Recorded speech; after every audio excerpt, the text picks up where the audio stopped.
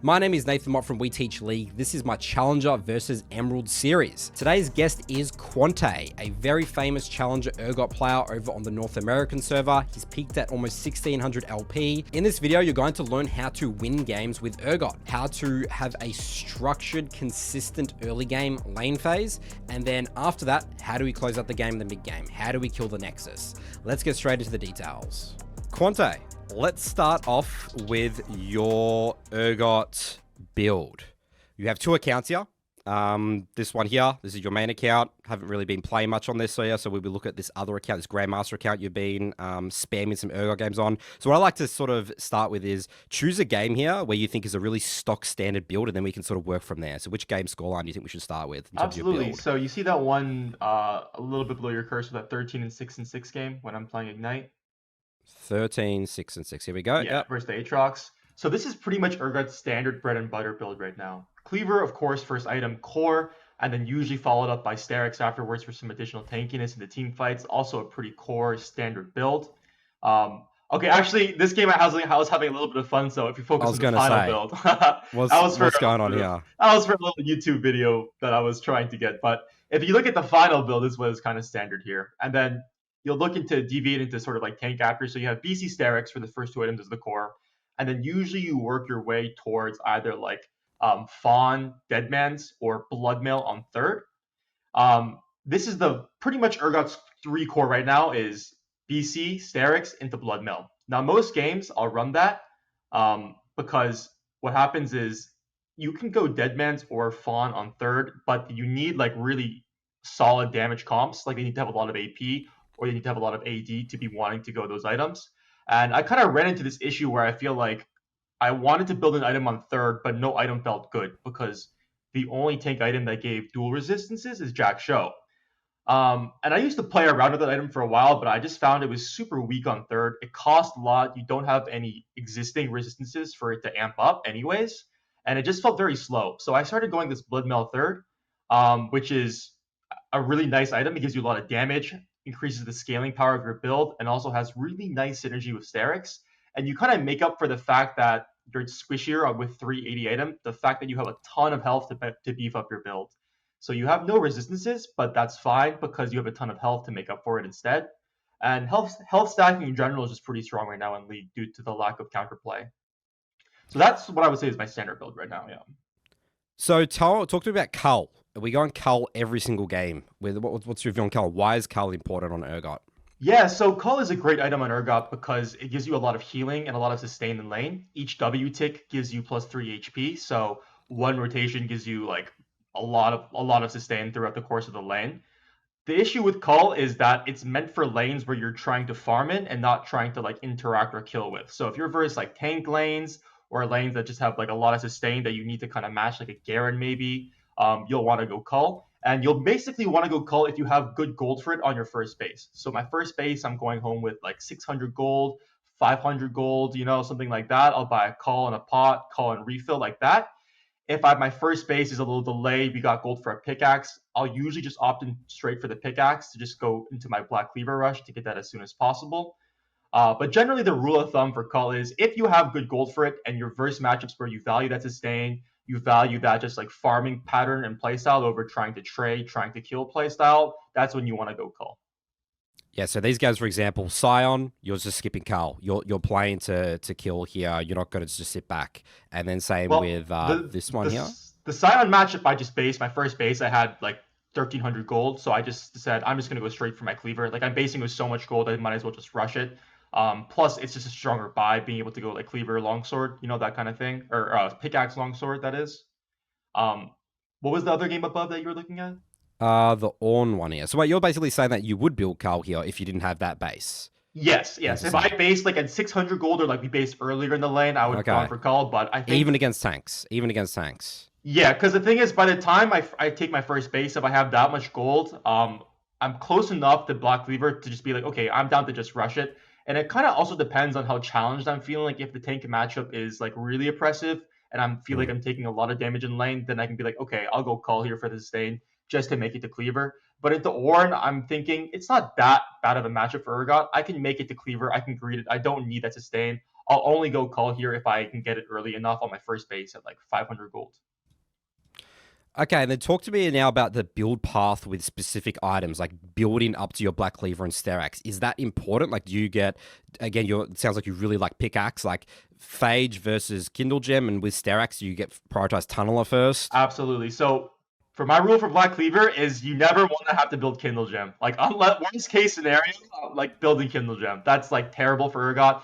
Ability haste is very, very little for him, especially early game, and the health doesn't really matter that much because you don't get that much health upgrading it from Ruby Crystal to Kindle Gem. So pickaxe #1 priority for Cleaver. If you can afford pickaxe, you always want to get the pickaxe. The best possible first bases are like pickaxe, pickaxe longsword, or just straight up phage.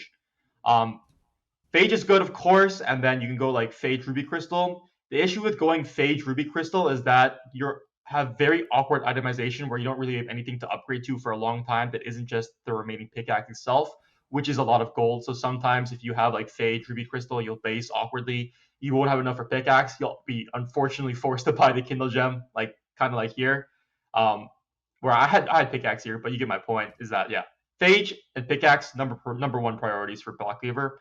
For Sterak's, it doesn't matter as much. You have the same issue here where if you go Tunneler, you'll always want to rush the pickaxe because if you go Tunneler first, you might not have enough gold for pickaxe if you go home again. So I always try to pick up the pickaxe first, just trying to pick up the most expensive component, and then we work our way into Ruby Crystals, Long Swords, and Tunnelers if we can afford it. The build path for Sterak's isn't as important. Like the components don't really matter the order you purchase them in. It's much more important to focus on the components you get for Cleaver because the Kindle Gem, if you spend 800 gold for Kindle Gem, rather than just like maybe you farm 2 more creeps, 3 more creeps more, you have gold for pickaxe. The difference in the laning power is substantial. Pickaxes versus Kindle Gem. It's like so much power that you're losing out. Okay, and talk to me about your runes. Do we go this cookie cutter build every game, or do you switch it up a little bit? I personally really prefer this rune page just because the inspiration secondary with free boots and approach velocity really give Urgot that movement speed that he really lacks. You know, he's a stat check bruiser, he's slow, long cast animation, so the extra movement speed from the inspiration tree here really feels nice and complements with his playstyle.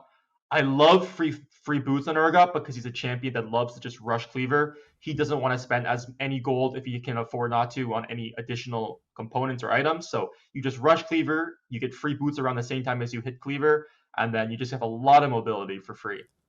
PTA main page, that's pretty standard nowadays. Triumph, Bloodline, and Last Stand are pretty much the best in slot.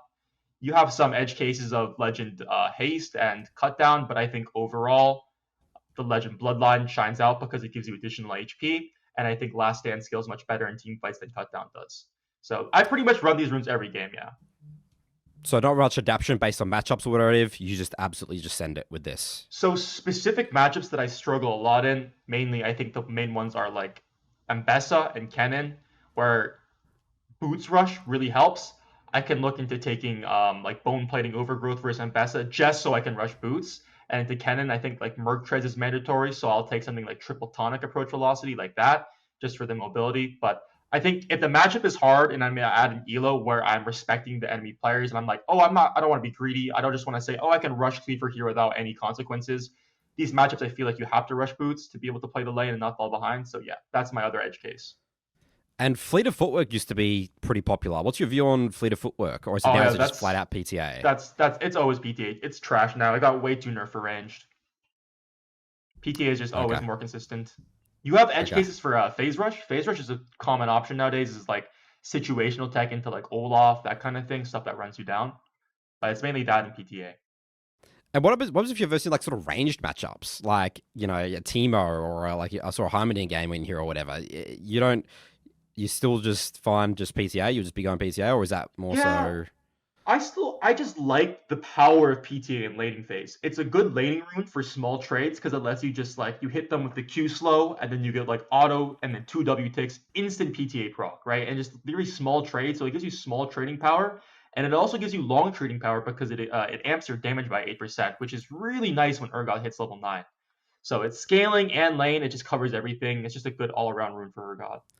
I see. So your mindset against these range matchups, it's not to, obviously you're never going to be able to E onto them. They're not going to let you do that. It's just sort of like those short trades, just poking with Q and auto attacks is more so Yeah. your mindset. And PTA is still good for that. Well, it also helps because if you were looking to all in them, most range champions are forced to play with your E flash, to just force that fight. You can't hit them normally if you're either too high range. So when you're playing these all ins, you have to instantly be able to flash and kill them, and you want to have that damage to kill them within your flash before they flash away or they run away, for instance. So I like PT because it also gives you extra burst in those scenarios as well. It's just good for everything that Urgot wants to do in these lanes against like range or melee champions. And always a double adaptive and scaling health. What is your view on scaling health versus flat health? Yeah, so I'm pretty sure scaling health equals flat health by level 6, and most champions Urgot, like almost every champion Urgot can bully early game. There's very few matchups where Urgot is like, oh, that extra like 50 health between scaling and flat really matters. And those matchups, maybe like you're versus like a Kled or like a very aggressive Ignite Ribbon, you can take flat health. But I just like scaling health because Urgot has a lot of HP synergy. You get that blood mail, you get that Sterix going. Your E also has percent max health scaling on the shield. He really values just going health for his tankiness. That is what makes him tanky, like his Sterix shield. So every bit of bonus health really matters for him. Okay, so what we're going to do now here, Quante, is look at all servers Emerald Plus to see if they agree with the way that you build Urgot. So we'll take a look here, and also have some questions about some other items as well. So Absolutely. looks like the community 81% pick rate here on the Black Cleaver. Everyone sort of just knows to think go Black Cleaver first. I think that's a general consensus. I do see Stridebreaker here and Hullbreaker though a little bit. So Stridebreaker. Why are people building Stridebreaker, you think? I think Stridebreaker is, in theory, a good item on Urgot. It's like, oh, it gives you like a slow and helps you keep people locked down, which seems good on paper as Urgot. But the issue with Stridebreaker is that it's really expensive, 3.3k, and the stats on it are really bad for Urgot. It gives you attack speed, which Urgot doesn't really use, and it's just straight up lower stats than Cleaver for 300 gold more. So I think it's a common trap to build Stridebreaker on first. If you really wanted it, you could go it later, but I think Black Cleaver is always the best item. In terms of Hullbreaker versus Cleaver, the issue with Hullbreaker is that it only gives you better stats versus towers. Like you crush towers with this, but you do very little damage to champions because you're lacking that armor pen. You don't have that damage, and he's nerfed because it's ranged as well. And it's just an awkward item to use with Urgot because you have to apply the Hullbreaker proc with your auto, not with your W, or else it gets reduced by half. So I think Black Cleaver is just the best item in terms of scaling, damage, and consistency.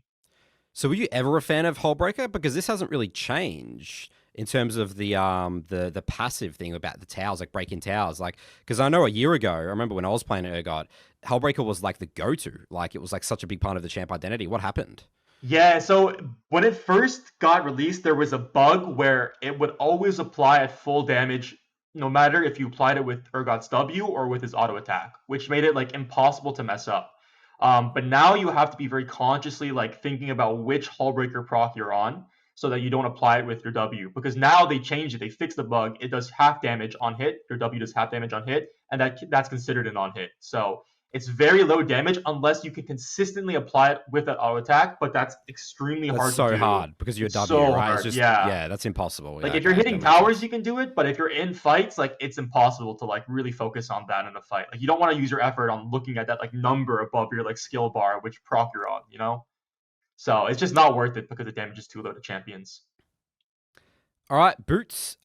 Steel caps. We didn't actually talk about your boots in the other one, but steel caps versus Swifties. Yeah, so Swifties is just a great boot on Urgot. It's a good default boot. If they have mixed damage, if you don't think like there's a clear winner between Merc Treads or Plated Steel Caps, Swifties is always the good go-to, and it's cheaper too. Even in some cases where they'll have like 3 AD, if I just have like a 700 gold base, I'm okay to grab Swifties. It's just always good because Urgot's main weakness is his mobility, right? If he can get on top of people, he's usually always going to win out. But if he's in a spot where he's like overextended, no amount of tank stats can really save you. Like if you're caught out, you don't have your E up, you're usually just dead because you can't get away anyways. No matter how tanky you are, you're just stuck there in the middle of the team. So positioning, mobility, movement speed on Urgot is really key to this champion. It changes him from a reactive to a proactive champion. Yeah, I see it looks like about 70% of the time you're building swiftest boots. Would you Hmm. say that's probably accurate? Yes, yes. Maybe even more, maybe even 80% here. Yeah, yeah, Let's talk about a game where you built. Where was the Merc Treads game? yeah. The 5 and Um, 1 2 game, Unstoppable, right there. oh yeah, this one here. So why'd you build Merc Treads here? We got Kennen, Hui. Is it because you're just laning against? Was This it one Kennen was for top? Kennen specifically. Yeah, I think this matchup Yeah. really requires Murktread's Rush because you value the tenacity, movement speed, and magic resist versus that champion. And it was just a good overall game because they had Hui and Nautilus and a lot of CC overall. Um, if there's another game somewhere, it's mainly if I'm going another boot, it's mainly because they'll have like three auto attackers or they'll have like three mages, something like that. Something where it's like clearly like, okay, one damage type is favored over the other. Okay, Sterax, second item. People, again, looks like a general consensus. 45% of people be going that. The Hellbreaker, some people are still going the Hellbreaker. Maybe this is just old from previous people just picking up Urgot. Like, oh, Hellbreaker used to be a thing, but now you're just anti-Hellbreaker no matter what. You're just never building this item, right? Mm-hmm. Mm-hmm. My Uh, opinion. Sorry, go go on. ahead. No, you go I on. was going to say, my opinion is that Urgot is a number one, a team fighter, and then secondly, a side laner. Like if he can side lane and he can team fight, he can do both great. But if he can choose, he wants a team fight just because he's so powerful with his AOE fear and his flash and his E and everything. So you're itemizing more for the 5v5. If there's a scenario where it's not playable, like your team's super far behind or your comp is bad, then you could maybe look to go Hullbreaker to play side. But I usually think on second, Sterix is just it's too early in the game to tell if it's really like already boomed to not be able to fight. And it's just a good item in the 1v1 too. Like good 1v1 stats, lets you team fight because now you're a lot tankier on second item, and it's just good for Urgot's what he wants to do. And why is there a Ghostblade popping up here, Quante? What's the thought process here with the Yeah. community? So this Ghostblade build is a favorite of mine. I developed this in Korea actually. The logic behind it is that it's a very high snowballing Urgot build. You sacrifice a little of that tankiness that Sterix provides, a lot of the tankiness that Sterix provides for a lot more damage and a lot more mobility and at a much cheaper spike. So the issue with Sterix is if you are not like if you are behind, it's really expensive. It takes a long time to hit, and it's not that impactful unless you hit it on curve because you don't have enough HP to make it like a meaningful shield, especially if they have like an early Serpent's Fang or something. So I was thinking, what item can we go that's cheap if we're like snowballing or something? If we really want to push the pressure of the game, we can go like Black Cleaver into Yomu's. It's really strong on both the Serrated Dirk and the Rectrix items, so the components are really solid. And it gives you a lot of tempo in around the map because you just fast with the Yomus, right? You can make plays, you can be more proactive. Goes into that theme of Urgot wanting to be a proactive champion, making plays instead of having to react. Because you'll find in a lot of games, even if you're fed as Urgot, he's too slow, too reactive. He can't control the game, even if you're fed, which feels really bad because like, oh, I'm fed, I want to be the playmaker here. So games like that, you're snowballing, you can go Yomu second, and it really helps you just like take control over the game. It is riskier because you're squishier, and if you die, it's hard to come back. So it's a high risk, high reward kind of build. But I think if you know what you're doing and you can pilot Urgot, there's a lot of potential for that item second in terms of snowballing. I see. So you're potentially the one forcing this pick rate here, Conte. Are you going it in I any of like your it a lot. games? So I stopped going it as much just because North America as a server Oh, really does not promote that playstyle unless you're like really fed. I see. The issue with North American servers is that they value scaling a lot. They love their scaling picks, they love their enchanter picks, and they're much less likely to like just like fight like Korea did. I started doing this build in Korea, and I was doing that BC Sterix build before, and as soon as I switched to like that BC Yomu's playstyle, my win rate went up. Like I climbed a lot just because it was so much better for that server. So if you're like in a server or you feel like your games are really high pace, like a lot of action happening, a lot of fights, and you feel like you can't make it to like stuff in time, Yomu's is really good. And One you'll thing I'll note with this combine it with build, Deadman's. You'll combine it with Deadman's. Is you yeah, still like that? yeah. So one thing I'll note with this build is that I think it's only as good nowadays if you play Ignite. And then that kind of makes up for the fact that you have no TP to move around the map, so you build a lot of movement speed to get to the places you want to be instead. When you're running TP, you don't have to build as much towards that like Yomu's Dead Man's movement speed playstyle because you can just put yourself in the side lane, farm. If a fight happens, then you can TP to the fight instead of literally having to move. So this is a honestly to me it felt like a server difference. NA like they'll camp you really hard if you play Ignite. It's a much slower game pace, a lot more scaling. In that case, I like TP. I like building my more tanky 5v5 builds. But yeah, if you're, yeah. Makes sense. Okay, so this is the third item. This seems like where there's a lot of conflict. You talked about you've sort of experimented a lot with the third item. Everyone seems to be going Jack Show third. You said that Jack Show, it feels awkward to build this because of the stats. Yeah, so the thing was, when you're at Urgot, the thing you have to realize is that health itself does not make you tanky. You need health and resistances to really make you that team fight raid boss. The issue comes in, however, is that unless you're versed like a clearly like 80 heavy or an AP heavy comp, you don't have a good third item to buy that gives you both of the resistances that you need. The only item that does that is Jack Show. But one, it's super expensive, and two, it's meant to be like a capstone take item that boosts your existing resists, which you don't have at this point in the game because it's your first resistance item. So you're in this awkward position. Like, what do you build then? If they have like hybrid equal mixed damage. So yeah, I don't like Jack Show because of that reason. It's just too clunky. Doesn't feel as powerful for the cost. I think Blood Mail is much better. For 100 gold more, you get a lot of AD. It increases the potential scaling of your build by a significant amount, and it gives you a lot of HP that will give you that pseudo tankiness that you need. You won't be as tanky as if you were able to just build resistances. Like if you could go BC Sterix Randuins versus like a high crit comp, you'll be way tankier than BC Sterix Blood Mail. But that won't be every single game, right? Like you're not going to have that luxury where you can just, oh, that item is just clearly superior. So in games where you're like questioning, what do I build? Like you're not sure, BC Sterix Blood Mail, I think, is the best build right now on third. And you were building Jack Show, but it would be later in your build. Is that right? It's like one of your last items, 4-5. Yeah, probably on 5, I'd say. Okay. And Force of Nature, you mentioned that a lot. It doesn't really look like it gets picked at all. Do you think this is a superior magic resist item? Yeah, it's just a slept-on item because Urgot loves his movement speed, right? So you're not going to build it every game if they don't have the ability to apply it that effectively. Like they just have like an echo or something, or like something doesn't really have that burn. It could be a little bit more valuable if you're really wanting a magic resist item. But I just really like it because the movement speed. You know, movement speed, movement speed, movement speed. This is Urgot's best stat by far. Any item that he can build that doesn't troll his build, that gives him movement speed, he enjoys it just because it lets him change his playstyle. You know, he doesn't have to react. He can start. He can engage plays. He can look for flanks, all those kind of stuff. And that's why I like Deadman's as well. Just turns him into a tempo monster. All right, next item I have to ask. Yeah, this is always a funny one on this show. Thornmail. People are loving Thornmail. People have very strong opinions on healing reduction. I've found Challenger players. What is your view on healing reduction? Yeah, Quante. Yeah, I think that is completely incorrect. If you're building Thornmail and Urgot, please stop. I don't think I built the item once. The issue with Thornmail is that if you're going to be building an anti-heal item, you'll want it to be the Executioners or the Kempung Chainsword. Just because Urgot has AoE, he's got AoE shotguns, he can apply that so much better in team fights to so many more members much faster than he can with Thornmail, which requires them to literally hit Urgot. So I think if you're going to go on an anti-heal item, you want Chainsword. The second point is there gives you no benefit to upgrade your Bramble Vest to your Thornmail or your Executioners to your Kempung Chainsword.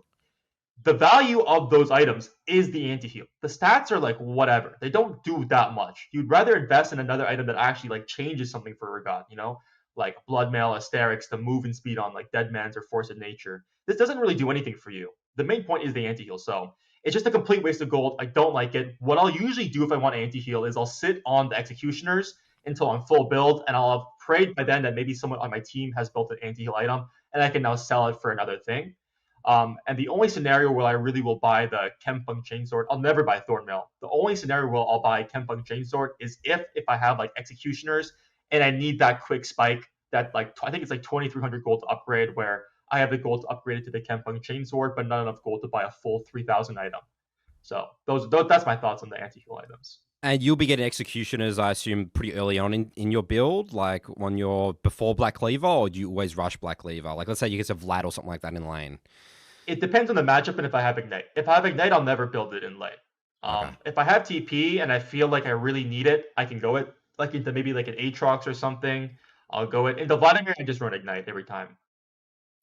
Yeah, I mean, no one's building this item here, Quante. No one cares about the I see the Chem Punk I'm and also the Force of surprised. Nature. Like, no one Yeah, cares, you know? Even in yeah. terms of, Magic, because people are like going the Rukin, they think the Rukin's better than Force of Nature. Like, obviously, people just don't have that Mm. mindset that you're saying of the champ identity. Movement speed changes your playstyle, your champion. People just thinking, I'm just a big fat tank like Urgot. I just run around and but you're just useless. You get kited, right? Yeah, 100%. That's his weakness is mobility. So you're trying to, when you're buying items, when you're spending your gold, you want to use those to cover your weaknesses as well. Like if you're just enhancing your strengths, you're just weak to, kiting and long range and CC.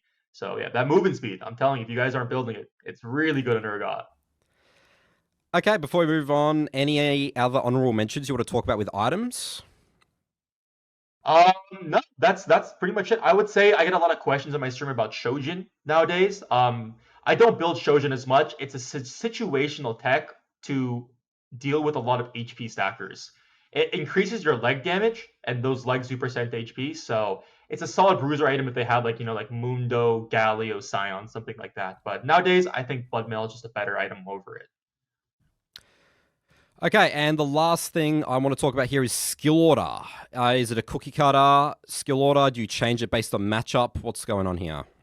Yeah, so it's pretty much always a cookie cutter skill order. It will always be, I mean, almost every matchup except maybe like Vayne. You'll start E, and then your second point will be either W or Q.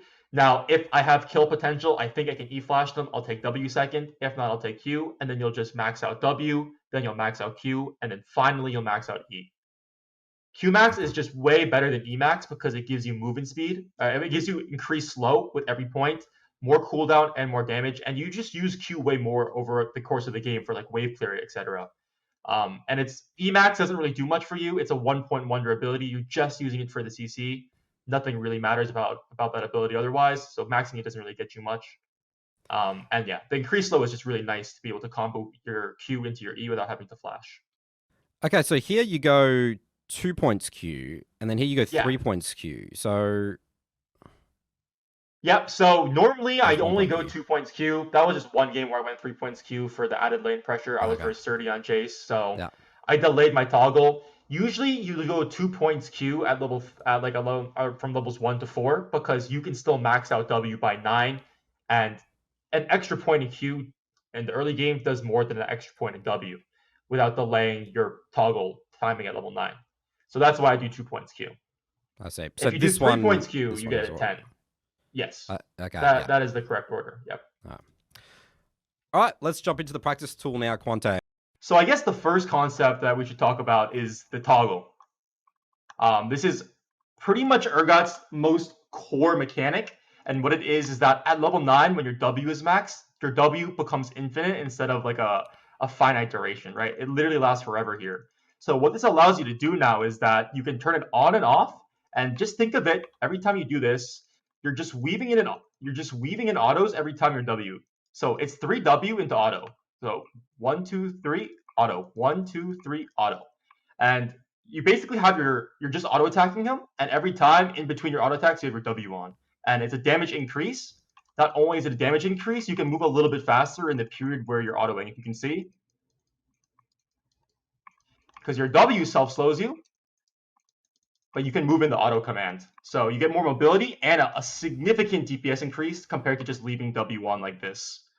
So is this a common mistake you see Urgot players do? They just leave their W on. They're not toggling the 3-1 method, Yes. I guess. So if you see here, when I leave my W on, the DPS ends up being like around 200, right? But if I toggle,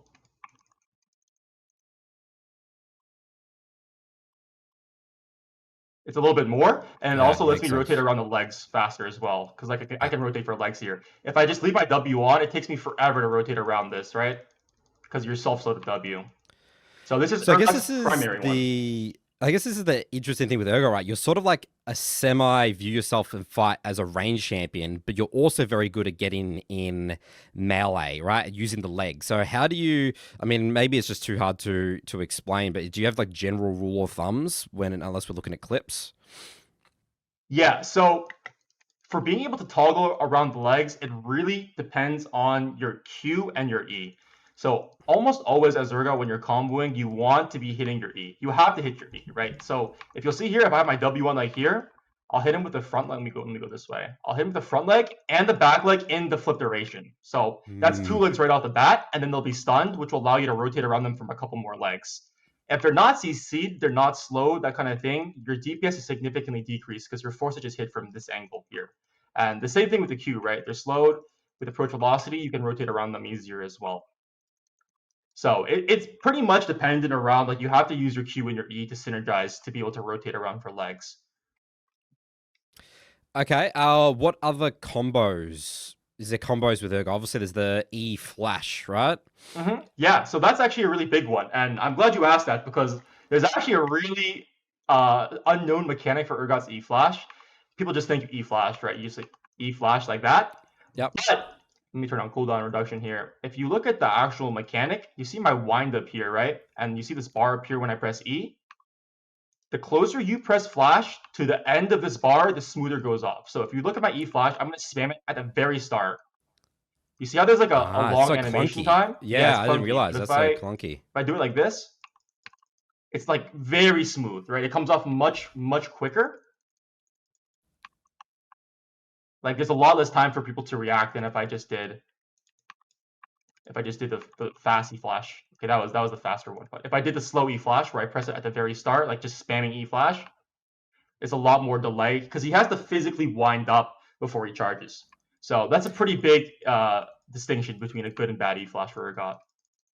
Would you recommend people go to the practice tool and practice? I think this is something you probably need to really practice with. Yes, it's 100%. Because if you don't press it in the bar, like if you try to mimic it too much, you don't end up flashing at all. Because as soon as this bar goes away, you can't flash anymore. So you have to be very careful with the timing. So I would recommend for both the toggle and E flash, you should go to the practice tool 100%. Some other mechanics for Urgot, if I can talk about that, if you didn't mind. Yeah, of course. Yeah, so one thing I like to really talk up to people about is the auto flash to redirect the leg. So if you notice I don't have a leg up here, let me get rid of it first. I can, oh, my bad, I messed it up. I can auto flash like that to redirect which leg comes off. So this is a very useful technique in early game. Like if you can't get a leg, but they're like, you only have room to get one auto, you can auto flash to change the leg. And another thing I'd like to talk to you about is it's called the mana bug. So I'm going to get rid of mana. You can get a free W cast if you press QW or EW really quickly. So I'll show you what I mean. As you can see, I only have mana from 1 E, right? W cost, actually, let me reset this game so I can show you here. So my W is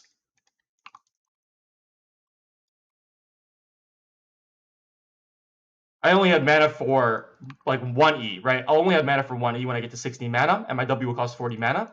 But if we press, sorry about this. That's all right. Yeah, if we just, we gotta wait 15 seconds. If we press EW, we'll get a free W cast. The trick is you have to press it super quickly, like right next to each other. So we get EW, and you can see my W becomes free. And it's a bug. It shouldn't happen like this. So QW or EW, if you only have mana for 1, gives you a free W cast. I think and that's probably more practical. Is that more practical in the early game because you have a little bit of mana issues? Like, do you find that you're using this mana bug quite often in your games? Yeah, I do, because like a lot of the times if you get an early kill, but you have to push out the wave before they teleport back, like level 3, level 4, you don't have the mana because you just used it on the kill. You getting that extra W cast really helps push that wave in because it lets you proc all your legs faster to do AoE damage on the minions. So it actually, this has been game breaking for a lot of my games after an early kill here to get the wave crashed. Okay, anything else in terms of mechanics, Quante? Yes, so the last mechanic I'd like to talk about, which is a little hard to do here, is the E buffer. I don't know if you're aware. Urgot can buffer any CC with his E ability, and I kind of wish I could show it, but there's no CC in this game. Yeah. Maybe I'll send you a clip later. Yeah. You can basically just buffer all CC in the game, which is pretty much the reason I think Urgot is viable and high-elo is the E buffer ability. It swings a lot of matchups drastically, like being able to buffer your E into Renekton stun or into Jaxi and just delay that CC power spike that they get from those abilities. It changes drastically. Like you can't get hooked like Blitzcrank because you can E away. Gragas can't E you with his body because you can buffer your E into his E and flip him, canceling out his E. So it's a game-breaking mechanic for Urgot. Probably his most important mechanic at high-elo, I'd say. And sort of lastly, again, any sort of common mistakes again, like where do Urgot players mess up with this champion's kit? I mean, this could just be in terms of just general mindset, or where do people go wrong? Whereas you think it's just mainly just the toggle in with the W. Yeah, so I would say, and I tell this to everybody that plays Urgot, the most important thing on this champion is not the mechanics, it's not the build, it's being consistent.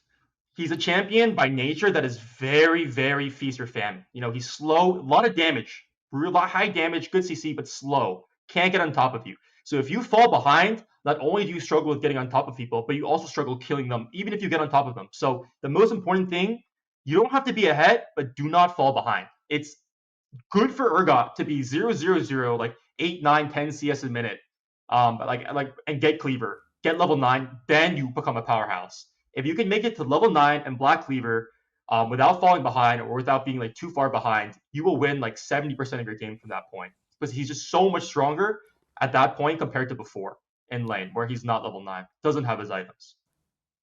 That's my Awesome. advice. Right.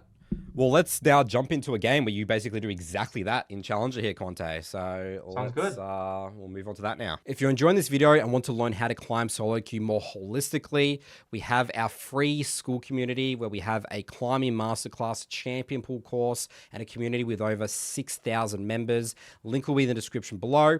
Let's head back to Urgot with Quante. Okay, Quante. So this is a game in Challenger on NA. Is that right? Correct. Yep.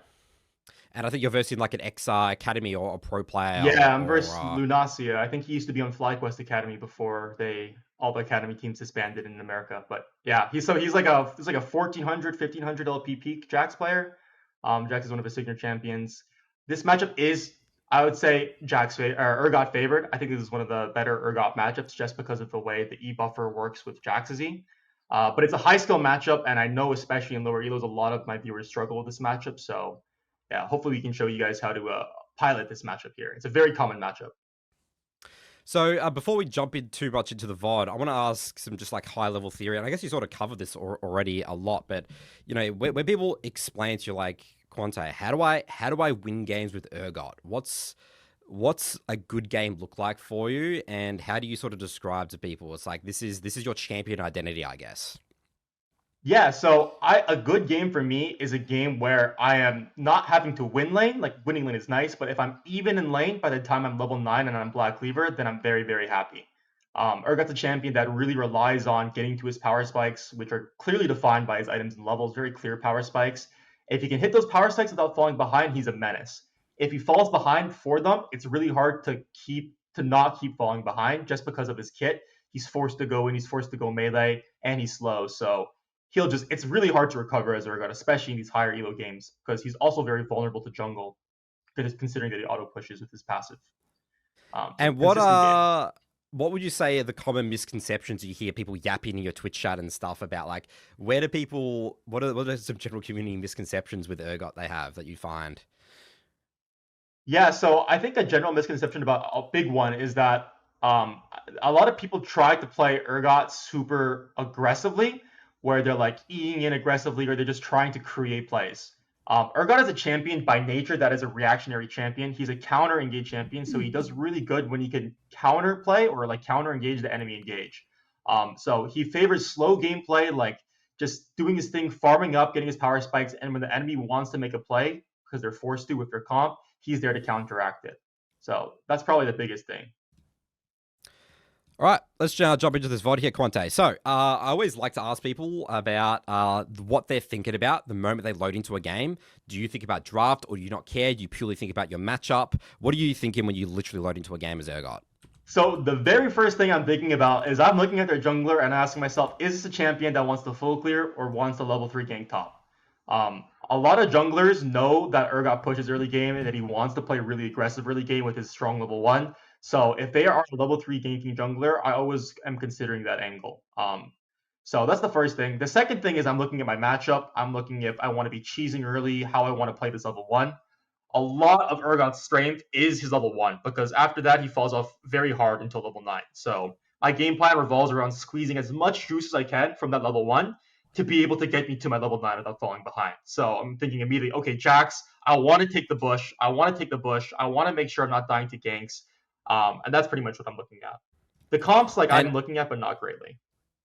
And the reason why Urgot is so strong level 1 is that because you basically have 7 abilities or 6 abilities because you're passive, you have 6 legs. Is that the idea?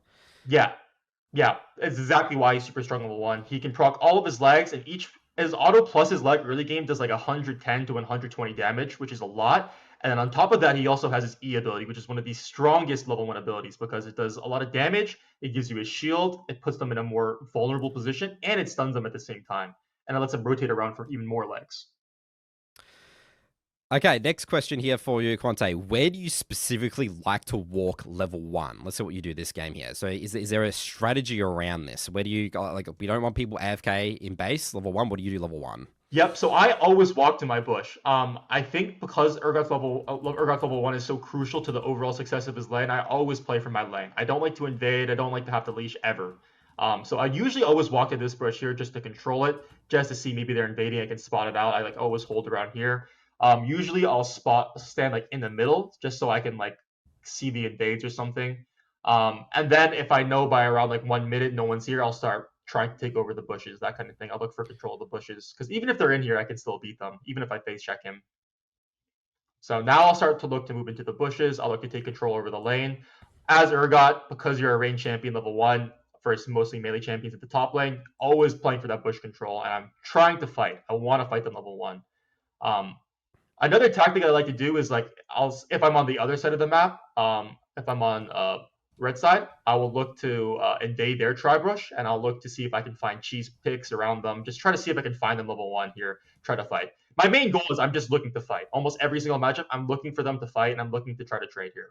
So you see, I take the bush super aggressively. I don't have to commit my flip, but I'm just looking for poke, just immediately putting my pressure on this lane, using my dominant level 1 to as much as I can here. All right, so I guess what we're going to be really paying attention to here is how you squeeze your level 1 as much as you can. 100%. So I always look to get behind them. Like that bush I just dropped a ward in.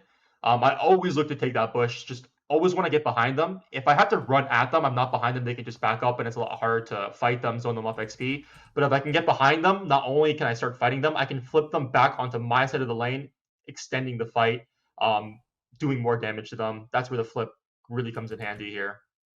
So as you can see in this matchup here, I'm just flipping Jack's level 1 and then kiting out his counter strike through the stun duration. I continue to trade here. I PTA, which makes my level 1 even stronger because I can easily proc it. And yeah, that's just asserting myself in the lane, looking to chunk them. If you get lucky and the enemy is bad, with Ignite, you can even get kills with your level 2. Like you chunk them level 1 and then you E-flash level 2. A lot of the time, for better players, they won't give you that option. They'll respect it and they'll just take some damage, but that's still good. You know, like I said, any advantage we can take, whether that's some HP chunk or even a kill or summoners, that's what we're looking for here to really help our game state. Okay, and talk to me about what you're trying to do with the wave here, right? So let's say the enemy completely respects you. What are you doing? You're just doing like a 2-wave crash? What's the go? If the enemy completely respects me, I'll try to zone them up XP, but usually I'll do a 2-wave crash. As Urgot, just because of the nature of your kit, you want to fight level 1, but if you fight, you have the AoE legs to slash the wave. It's really hard to do a 3-wave crash. It's like almost impossible, I'd say. Most of the time, 90% of your games, 95%, you'll be doing a 2-wave crash.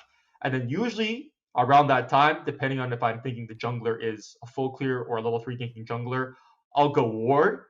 If I'm versus a jungler that I know started on the other side of the map and I think could be full clearing towards my side, like for instance, maybe their jungler started red buff and is full clearing top this game, I'll look to do a 3-wave crash here and then save my ward to go ward their blue buff, get some vision on them, and then I'll play the bounce back where I'm safe. So for instance here, yep. It sounds like you wanted to ward the thing here, but you used your ward here. How do you weigh up warding this bush here for the dominance in lane versus warding there and warding for the Lee Sin gank? Yeah, so here I'm thinking that I think it's unlikely that Lee Sin is going to early gank me. I'm gambling basically here. It's the thing was with this ward, I was able to get like 2 more autos in a PTA proc, which is massive for my lane. Now this will leave me, of course, more open to Lee Sin, but I feel like from my spot here, if I crash this wave in, then I can respect Lee Sin, and I think it's unlikely for Lee Sin to be level 3 camping me starting blue buff, right?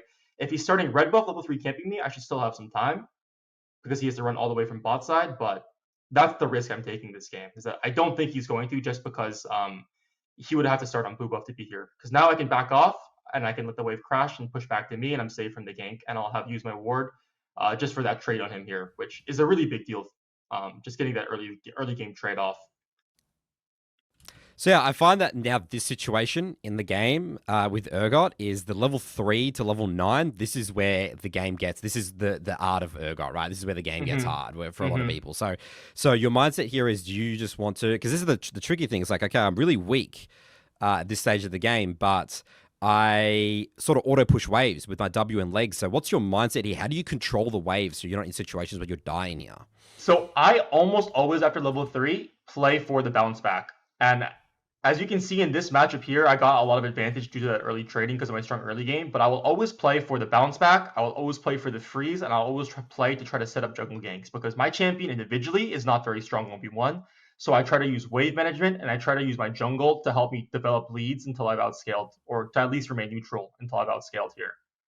So in this kind of case here where we're like where we're fighting really hard, I just generally try to avoid it. Like, especially into Jack, who's weak to freezes, I will play for the freeze. I won't look for trades.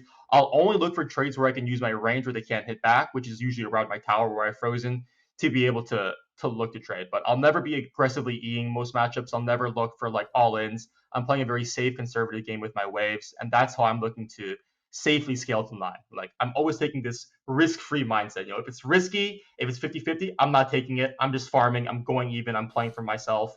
And I'm really focusing on my waves. All right, I love this VOD here, Quante, because this is just demonstrated as classic solo queue chaos, right? Like, yeah, you've got, your Kane here. I was Karasmai, yeah, Karasmai ruining the game, the jungler ganking, not tracking the Lee Sin or whatever it is, feed in. So I love this one because people were like, you guys always just bring VODs where it's just like the perfect, like, this is solo, welcome to solo queue, here we go, That's exactly what I said, because I was hard out trading that Jax and all for this, like we should never use that 2v2 because I had so much HP up on him, but a little bit of mechanical misplace here. Now we actually are far behind Jax, so he loses a ton of CS on this wave, and he gets 2 assists. So yeah, I was pretty proud of this game because I recovered pretty nicely despite having some jungle issues. But the game plan was all working perfectly, right? The wave was bouncing back to you there. It was going great. So technically, if Kane didn't gank that, you just catch the wave and you'll just be chilling. And then, So my game plan there would have been just to look to freeze, because remember what I said about squeezing everything you can on that level 1? I had him really low, right? And I could freeze the wave here and force him to base on a frozen wave. And if his Lee Sin wasn't pathing top and my jungler was pathing top, he's gonna die on that freeze to the gank. And that's kind of what I mean by like playing off the waves, playing off the jungle gank. That's how I look to expand my lead as Urgot, from 3 to 8, not the 1v1. Yeah. So basically, you would have like insta won the game there, right? If you can freeze against someone, like you'll probably not lose that game, right? Because your level 4 to 9 is too easy. Now in these scenarios where the wave is pushing back out, what I always try to do is just slow push. So I'm always looking to slow push or freeze. This way I can stack a giant minion wave and try to leverage that to help me crash these waves. Because like if I can crash my wave, I'm solid, right? I can crash it, I let it chill, then it bounces back to me. I can stand back and collect my farm for like the next 2 waves without having to worry about being in danger here. But the question is, how do you crash those waves? And that's by slow pushing. You get this huge, just last hit, stack up this huge wave, and leverage that huge wave to increase your damage so that they're less incentivized to try to fight you. This is so what when I you try say. to do. So when you say slow push here, Quante, for people that maybe not know, is that you're basically waiting. You're going to slow push this wave by like just last hit in, not using your legs or I try not to use your legs and your W. You're waiting for this next wave. Is that right? So you're going to crash on that next wave, then it's going to bounce back. That's the only thing you're thinking about here. Is that right? 100%, right? Because if this guy doesn't want to die, I can't kill him. Like, he could just stand back. He has his E up. I can't actually kill him here. My goal is I just want to be able to stack a big wave so he can't run me down when it gets closer to his tower. He has passive stacks up. He has grasp up. He can look to run me down the long lane in this matchup here. But because I have this giant minion wave, this lets me fight back, even though he's stronger than me right now, especially because he got 2 assists as well. So you see the massive wave you're talking about here. And also as well, this is where I guess the survivability comes into play. Your mindset is to survive with these items, right? Where Cull and Refill allows you to get to level 9 safely. Is that the idea with these items? Yep. As well as waves? And this game, like, I just had good gold for it. I had like 600 gold on my first base here after the Kane incident. So I just go Cull, Refill, and that's one of Urgot's stronger buys early game. You can go that even into matchups like Jax, where you do fight a lot, just because the most important thing is just having a good gold for it, a good gold buy early game for it. Yeah. So yeah, I guess so. Your mindset is the way that safe. I get through to my level 9 is through slow building big waves and create situations where the waves bouncing back Yep. to me. So I'm not ever getting ganked. That's basically 101 Urgot. 100%. And now on this bounce back, because this guy is low and I just was able to stack such a big wave, I had so much time to go home, buy my items, and the wave is so big it took Jax forever to clear it.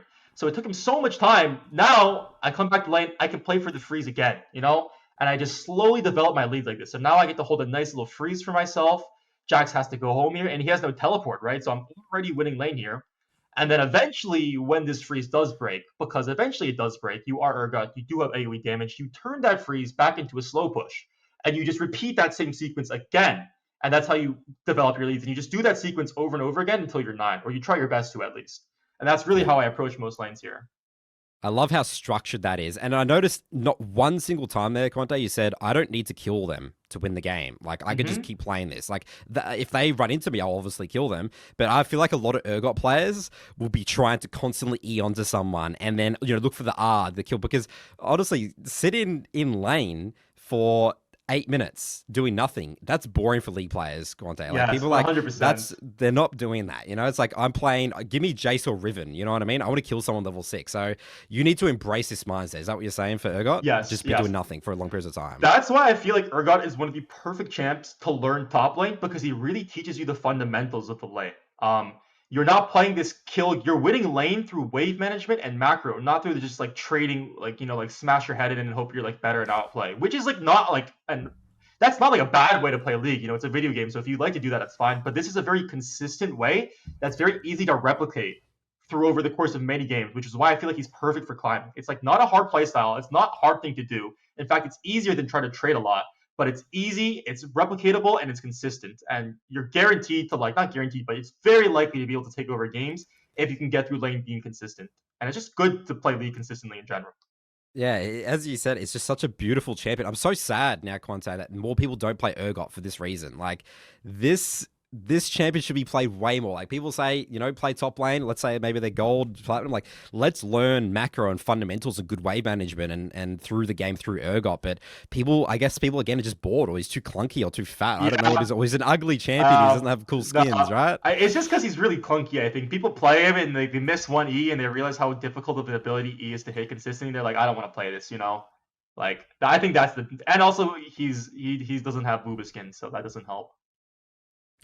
All right, let's go back here. So what's going on here? So this looks like a pretty good gank from Lee Sin here. So your mindset again is looking to sort of just freeze. There's a cannon minion here, so you're chilling here, right?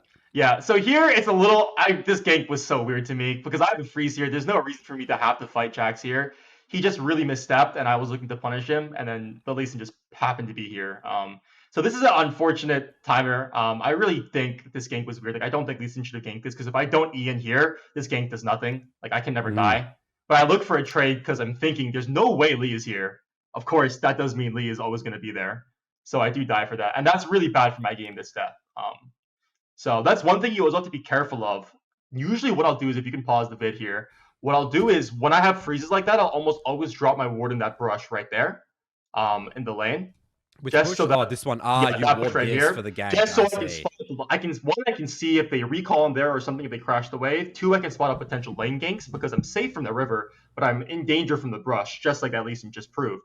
So I'll usually almost drop my ward in there to just cover that lane gank angle for me, so I'm safe from every aspect. I can know if I can trade or not on my freeze.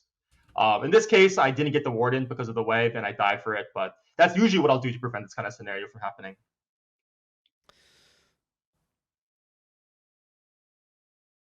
Yeah, this is a good VOD to show. It's like you're doing all the right things. You're doing all the things that you do to get to Challenger as Urgot, but solo queue chaos is happening. Random sort of things are happening or whatever, right? Stuff just happens. Yeah. But everything is good fundamentals. A big part of Urgot is, even if you seem to fall a little bit behind early, as long as your game is playable, you always have potential to carry. And I'll show you in this vid exactly what I mean. As you can see, even though I'm playing fundamentals well, 1v1 individually, I think I'm outlaning the Jax. Stuff just happens. Lee Sin ganks, my Kane does a bad gank, and now this Jax is pretty ahead of me. He's ahead of me in XP, and he's ahead of me in items. So let's see how we navigate this lane to be able to overcome this item lead that he has, an XP lead that he has here. So again, we're just playing for the slow push. Hmm. we're still just hit level 7, right? So, Hmm. we have 2 whole levels before we come back online, and we're still pretty far away from Cleaver, right? So it's going to be Yeah. very interesting to see how you navigate these next couple of minutes. So It you can seems really see hard. this part here. Like I know these, like both of us know this matchup because we played a lot. He beats me now because even though I have a wave here, he's just stronger than me at this point. I can't ever flip in because if I E forwards, I can't kill him in one rotation from 1 HP, and then he can ramp up and run me down the lane because I just used my E aggressively. So it's hard for me to even walk up here, even though I have a big wave and it's frozen. So the way I usually play this is that I usually will call my jungler, or I'll just give him the XP until it's like safe for me to crash it out. Like here, I just ask my jungler, and sometimes it's just part of Urgot. Like you need resources to be able to get you through the lane, but whatever you can do to get you through the lane, help you crash those waves, you need to ask for. Like if you're in a frozen wave and you need to crash that wave, just ask your jungler to help you come, and he does help me here, and I think we actually outplay them here if I remember because my mid lane comes up. But the main takeaway from this play is that I was so close to dying there. The main takeaway from this play is that you're not trying to just brute force your lane. If the wave is frozen, you can't just be like, okay, I'm gonna brute force it and fight this. You really need to know when you win or you don't, and you need to know how to get out of these scenarios. So here I'm like, okay, my wave is frozen. Jax is obviously playing very aggressive in my face. How do I get out of the scenario? I'm gonna call my jungler. I'm gonna play for help. I'm not gonna try to just brute force fight him, die and then lose even more minions because that will cook my game. As long as I don't die and I'm getting XP and eventually my wave unfreezes, I'm happy and I'm just scaling. But I'm really focused on not dying above all else. Like I cannot die. I really want to make sure I'm not just like perma-zoned off either. So, Quante, I'm picturing your Twitch chat now saying, that's all good and all, Mr. Quante, but my jungler doesn't listen to me and doesn't come and bail me out here. So what do you do if your jungler doesn't come and bail you out of the situation like this? And these kind of scenarios, if you go all the way back to this spot here, if I didn't know my jungler was coming, I would try to just be forced to play the wave. Because even though I'm behind, I'm not significantly behind, I can still take these trades. What I'm trying to posture for here is that I don't actually need to take this trade just because I know my Kane is coming. So I don't have to take that 1v1 risk. If my Kane wasn't here, I'm in a position where I have to take this risk. I have You to get just this send it wave onto in. the wave. Is that what you're saying? You're I, basically just I going to would send just it for this play. I wave. would If you play it die, you die. smart. I would play it smart. Okay. I would just hit the wave. I wouldn't hit Jax. If the Jax tried to contest me, I have counterplay abilities. Like if he jumps on me, I can E away and then play the fight. But I'm not looking to kill him. My main goal is I need to get this wave in. So I'm focusing on the wave. If the Jax steps up here to me, tries to contest me here, I would stand my ground. Like if I didn't know my King was coming here, I'd stand my ground. I'd play in my wave, and I just try to trade with my wave advantage because I can still fight back. But if I know my jungle's coming, I'll play for my jungle gank instead. Um, so this is kind of what I mean from earlier, where if you fall behind as Urgot, it's really hard to stop falling behind. If I was really behind here, like unfortunately I'm not so far behind that I can't play. Like I'm level 7 to level 7. I'm down like a long sword to the Jax, but that's like not anything super crazy. If I was like a level behind, maybe like a full Fade or a full Sheen behind, I wouldn't be able to play that wave. I would just be screwed there, right? The wave is frozen. My jungle's not coming to help me out. I'm screwed. The real trick to Urgot is not being in the situations in the first In the place. first place, You that's have right. that's Yeah, all there is to yeah, it. Because if you yeah. are in those spots and you don't have the tools to crash that wave because your team doesn't help you, you can't do anything about it. Like what can you do? You're just gonna have to die, and that's really bad for Urgot's game. So that's like you have to be pre-playing your game, pre-planning your waves, which is why I think it really teaches you the fundamentals of top lane and just how to play League in general. You have to like think a wave ahead of time. How do I reset? How do I crash this wave? What am I gonna do with this wave? That kind of stuff is going through your head. And I guess, yeah, in terms of learning the game, why you say it's good to learn sort of fundamentals and sort of the bigger picture, the macro side of the game, is because you will clearly know when you're in a situation where you've messed up. It's like, okay, I've obviously, I don't want it. This is a situation that Quante says I shouldn't be in. I need to go back and review. How did I get myself in the situation here where I was literally, too weak to get to level 9 from level 6 or 7? Exactly. And a lot of the times it's like, okay, if the wave is pushing out and I can't break it, maybe I should have played to freeze it earlier, or like maybe I should have looked to preserve my HP before the wave pushed back, so I'm at full HP, so I can make sure this wave crashes. That kind of thing. But here we're just trading some more. Why not E Based in here? I'm going to be curious. A lot of people would say, why would you not? I would say a lot of Urgot players would so E in here. in this matchup, whoever E's first loses. So because I said earlier, Urgot E can buffer Jax E. If Jax E's first, then I can E cancel out his stun with my stun, and then I'm favored because he has no more E. Um, if I E first, he can E in the animation of my E, deny my stun, deny all of my follow-up damage because he's Eing while he's stunned, so he's invulnerable, and then he can look to run me down because then I have no more E. So a lot of Urgot's game pre-9 is using your range and not being able to use your E. And that's actually the primary reason why Urgot is just so weak pre-9. He doesn't have good trading abilities because he has to E to do short trades. But if you E, you're committing yourself, right? You can't get out, you're forward in there. But his long trades are bad too. So he has bad short trades and bad long trades. So that's why he's weak. Once he's 9, he gets good long trades, so he can be eating more aggressively here.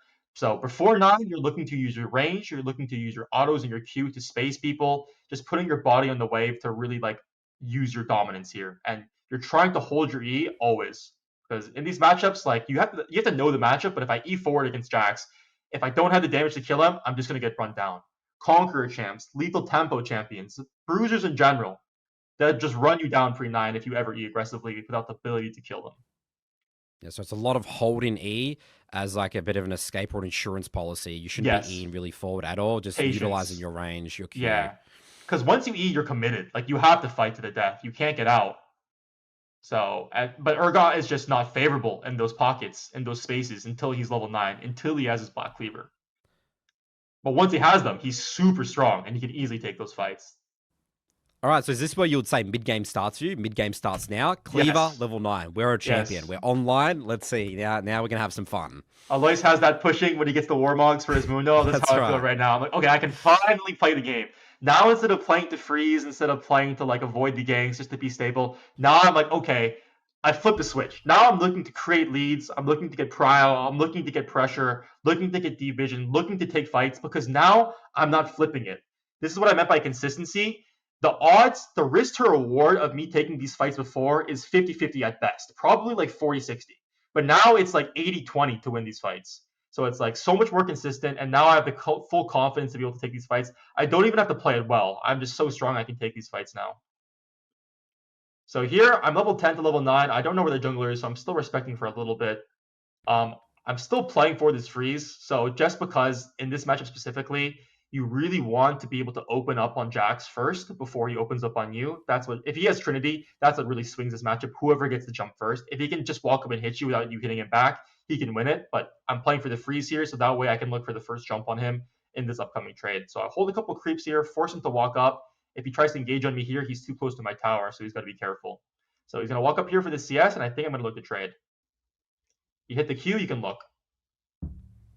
So I feel like this is where a lot of people would mess up level 9 and onwards, is that I feel like I would see Urgot players like in a gold or platinum review or something, they'll just be shoving waves and just poking tower and hitting the tower. But your mindset is I'm looking to freeze constantly and try and kill my opponent and then obviously look for the tower. Is that a thing that you think a lot of people would make mistakes with? They'll just keep auto-shoving? I would say it depends a lot. I think auto-shoving is not bad as Urgot once you're in this state where you're level 9 and you have your cleaver just because you're so strong. But you should always be thinking, like, what is your goal? Like, what do I get from auto-shoving? Like, here, if I'm auto-shoving, I don't really get anything from it. But if I play slowly, if I play freeze, I force this Jax to walk up. I force him to try to fight me here where he's not able to fully engage. Like, you see, he tries to fight me here, but I'm able to outplay him just because I'm so much stronger than him and because I know my limits here. I know that I'm close to my tower. He can't really extend the trade and walk me down. Plus, I got the first jump on him, like I said earlier. And now I can look to push. Now I can look to expand my leads here. Now I have purpose to pushing because he's dead. I can take plates. I can deny XP, etc. So what would be a hypothetical situation where auto-shoving is good? So I would say when you're level 9 in Cleaver, if I have, like, if there's objectives up, there's a grubs up, I want to shove, I want to get pro, I can play for that. That would be a reason to shove the wave. If I have, like, if you go a little bit farther back to the start of this, if I have, like, say, like a ward up here and I know their jungle's bot side, I could look to shove here, get vision. That gives me, like, a purpose, it gives me a reason to shove it. Like, I can shove it in, I can go ward their jungle deep, get some vision for my team, come help out my team here. That's good stuff for my team. But here, both jungles are bot side. I don't have a ward up, so I can't get a ward. There's no real reason for me to shove in the wave. All shoving in the wave does, it lets him eat the wave faster, and I can't pressure him anymore because he's just under his tower. So just want to have a reason. Always got to be thinking, like, why do I want to shove? Is there a purpose to it? And if not, usually the answer is just look to slow push, stack a big wave, and that will help you do more stuff on the map because you'll have more time because of the big wave. So yeah, nice little buffer there into the E. Again, if you look at that fight one more time, if he uses E first, he loses. If you notice, like he uses his E That's here. it. Yeah, As and soon then as you he E's, buffer. I'm looking for it. I Yes. buffer him, and now I can space out his E here, right? And then I buffer my R into the last second of the stun, and then I can just kill him easily like this. It's not even close. So that's why you have to be very patient. Whoever uses E first loses, unless you're significantly far ahead. But in lane, always got to be patient with the E. You are ranged, so you should be able to use your range to start the trade to poke him out, and he's usually forced to jump on you to trade. And let's talk about the max DPS, the toggle little combos. This is where you're doing this here, where you WWW, auto attack, so 3 Ws, auto attack, 3 Ws, auto attack, 3 Ws, auto attack. Yep. Especially on towers, you should always try to do this. I would say people that are newer to Urgot, if they try to do the toggle first time, they're going to actually lose DPS because it takes some time to learn to really get the pattern down. I personally go off the sound cue to get this, to know when to press my W or not, or to when to input my autos here.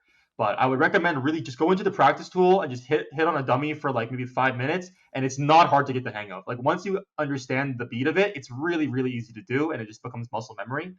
In games, always look to do it on towers because they're stationary. If you're uncomfortable or newer, you can perhaps not do them on champions, but towers always want to be toggling. It just gives you more damage, you take them faster.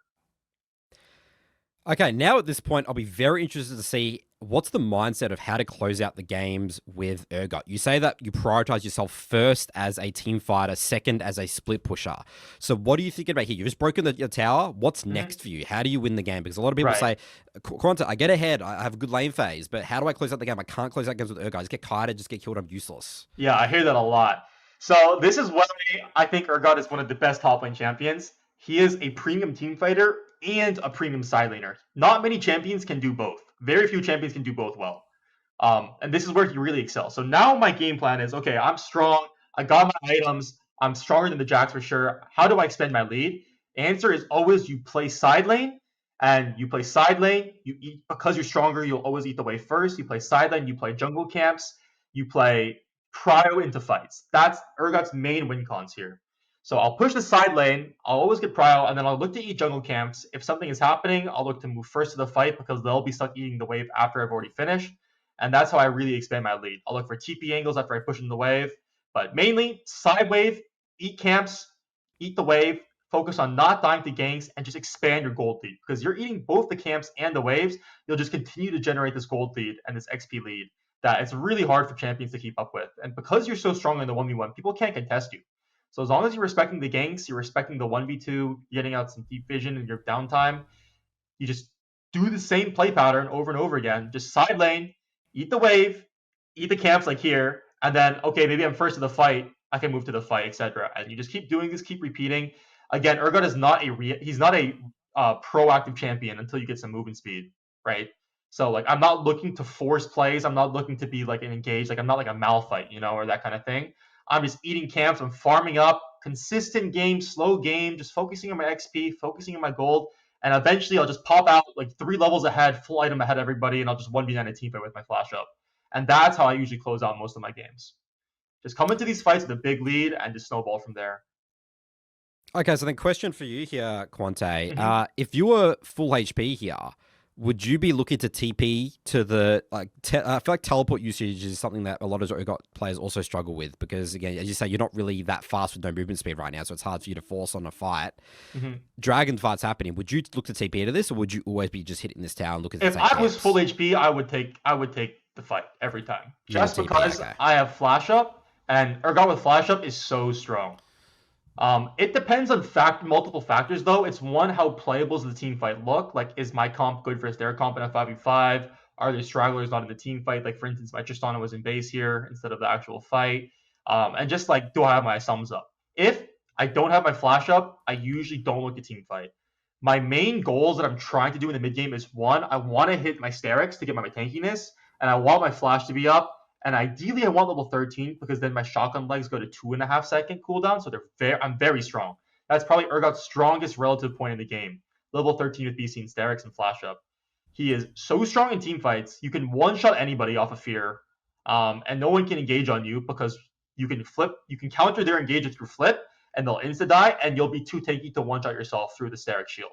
So that's the main point in the mid-game that I'm really trying to play for. And if I don't have flash up, like if the fight doesn't look super one to me, I'm just going to play my game. I'm going to get my resources. I'm going to make it to my Sterics before I really look to fight, just because I think that's more consistent. That's a better risk versus reward for me than just like flipping a fight when maybe I don't have flash up. Maybe I'm only one item, so I'm not that tanky.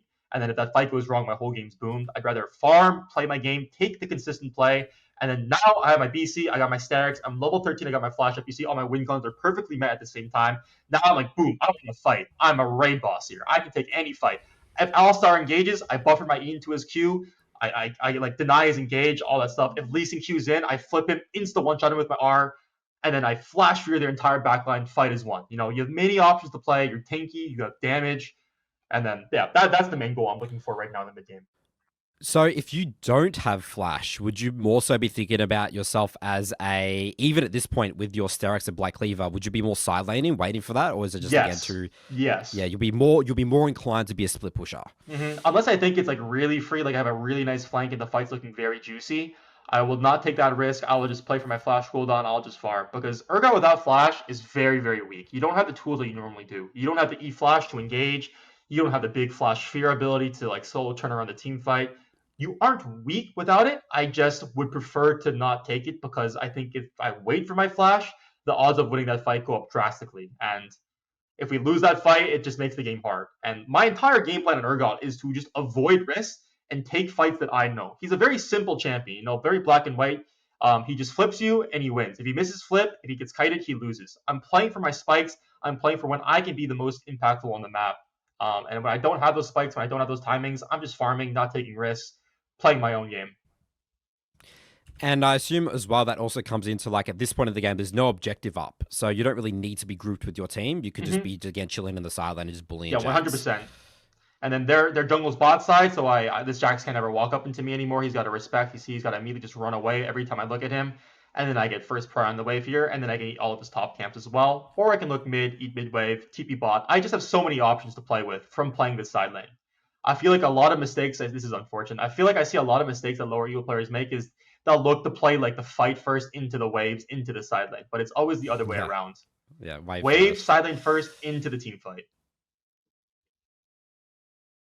Yeah, this was unlucky. I forgot the Ash Arrow engage on me here. But yeah, that's something you got to be watching out for when you're playing side lane. Is like, can they gank you? Am I overextended to get ganked? I need vision out, that kind of thing. That's what you have to watch out for when you're playing side lane here. It's not too bad. Your team got a lot for that. Yeah, I drew pressure 1 for 1. It's not too shabby. Again, but that's just because I'm super strong. Like, I'm able to do these things because I'm so strong. I focused not taking risks. I focused not falling behind, and now I'm in these positions where I can just take any fight I want. And I'm confident and strong enough to just solo carry from this point. Okay, so this is going to be interesting. Now, Adakan is alive here, Quante. So do you go to top wave and look to TP, or do you just want to get to Adakan first? You click him down mid. So I'm glad you brought this up. This is a problem I run into as Urgot a lot. So Urgot, like I said, is a counter-engage champion, right? So that usually means you want to be there at the start of the fight.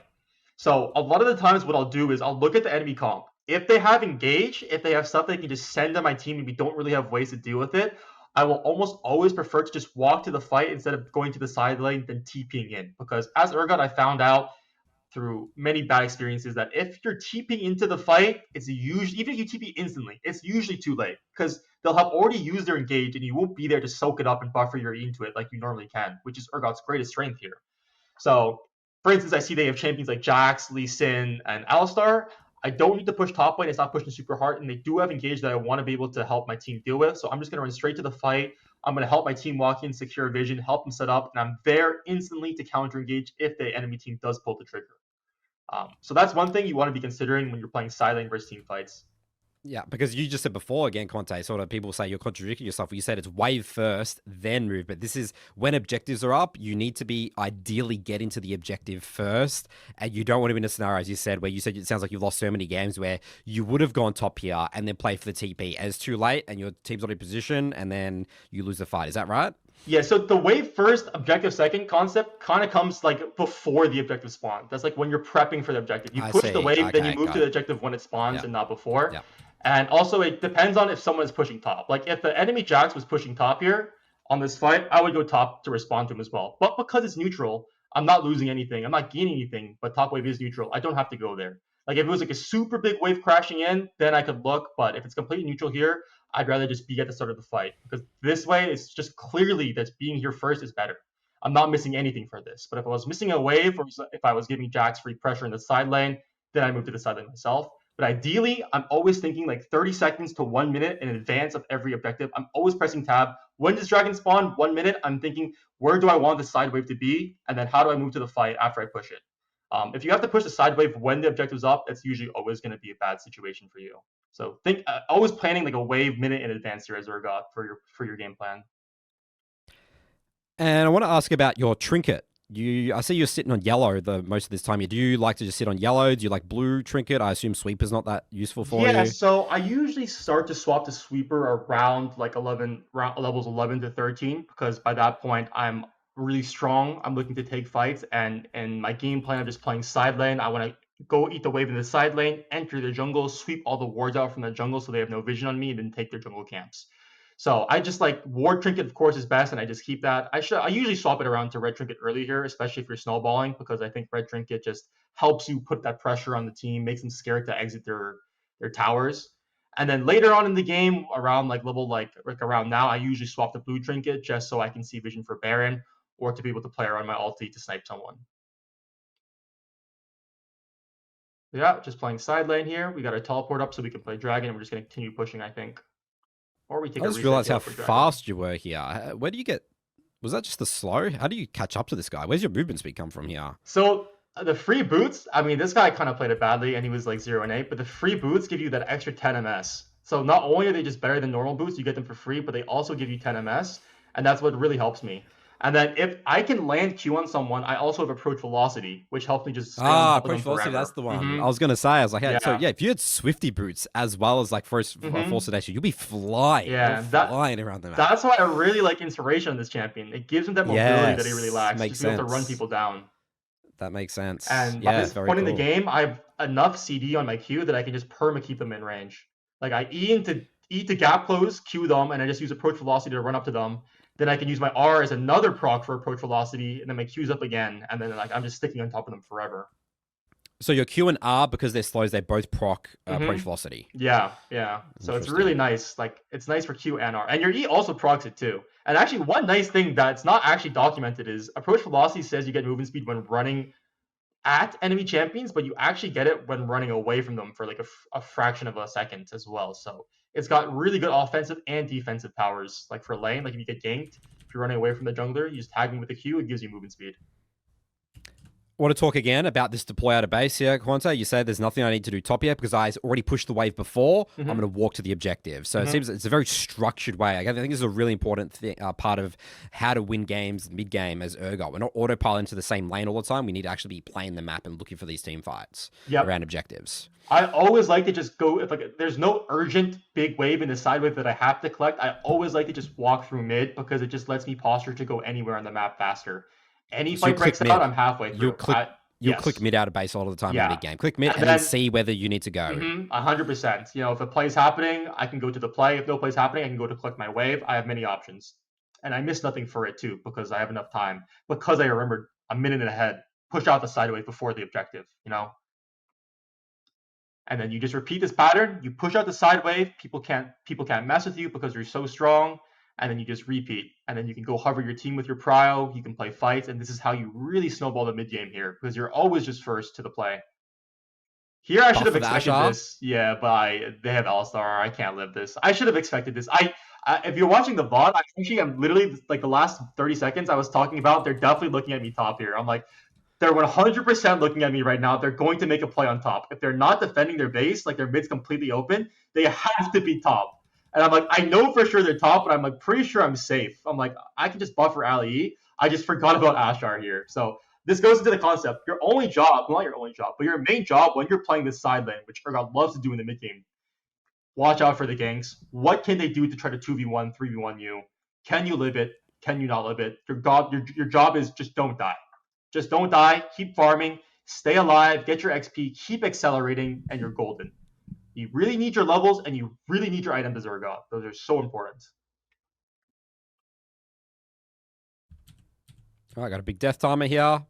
I just realized I don't think you've used your teleport at all in this big game here. So, Yeah, you know I what? mean, And this because it's been such clean tempo on these waves, right? You don't I'm even always need getting first to. push. Yeah, I'm always getting first push, so I don't actually have to use it. And there's nothing that is really happening. They're not really forcing super hard here. So, like, I'm looking here, but yeah, whatever you can hold your TP, it's good. Like, TP is a misunderstood summoner, in my opinion. Like, you always, like, having it up is honestly better than using it a lot of the time because just the threat of it, you know? It's like a blitzcrank queue. Just the threat of it really deters plays from the enemy team and just, like, gives you Yeah, the ability to stay in the side lane. everyone would TP here, right? But you're saying, okay, well, my team's quite far ahead. They can win that fight anyway. Yeah. And to close out the game faster, I should be on this wave to get a push going. Like, that's more important than This is just fight. this is just a snap call. I'm pretty confident my team can win this without me, so I don't need to teleport in here. Yeah, just pushing in the side waves, just keep playing the side waves. That's my game. And then you notice like I'm so much golden XP ahead of everybody now. Like I'm level 16 and a half. I got 3 items at 24 minutes. And like I got camped pretty hard this game, I'd say. Like there's a lot of people in my lane. So ends up working out. This is a clean game. Yeah, great VOD again, showing the chaos of solo queue and how even though you have the perfect game plan as Urgot, could still be interrupted and still your mindset around that. So it's a very just like structured game, just like fully focused on playing macro here, which is the way I prefer to play Urgot. You know, that's just how I prefer to play League in general, and that's just my play style. I don't like to take risks. I don't want to have to rely on mechanically outplaying people. I just want to be able to take a fight that I know for certain is favored for us to win. And if I'm not able to take those fights, I just don't do it. I just farm, wait for them to make a mistake, and then I react. And I just focus on not making mistakes myself. Okay, I'm so strong here. I played for myself. I played my side wave in 3 items here. I can absorb so much pressure. Easy cleanup on the fight. And you notice my damage if you go back. Insane. Like if you go back to that Lee Sin clip, like right here, like this is what I mean by like I'm such a powerhouse. Like I have 4,000 HP in Static Shield, and I just instantly one tap him.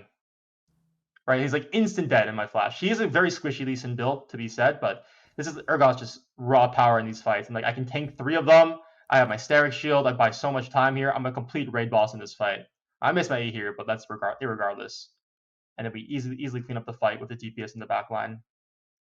And that's why and as I you just said, really this like is your build. This is your build. This is why you like the 3 the core, overalls, the solid 3 core. You know, yeah, exactly. Because if you look at their tab this game, like if I could have built like armor here, but they have Malzahar and they have Jax who does hybrid damage. So even though armor is good, like I just prefer Blood Mail here because it lets me snowball as well. Like it gives me more damage. Yeah, they have Malzahar on the AP damage here. This game it wouldn't have been bad to go armor because they are a little bit more armored. They're more AP dominant.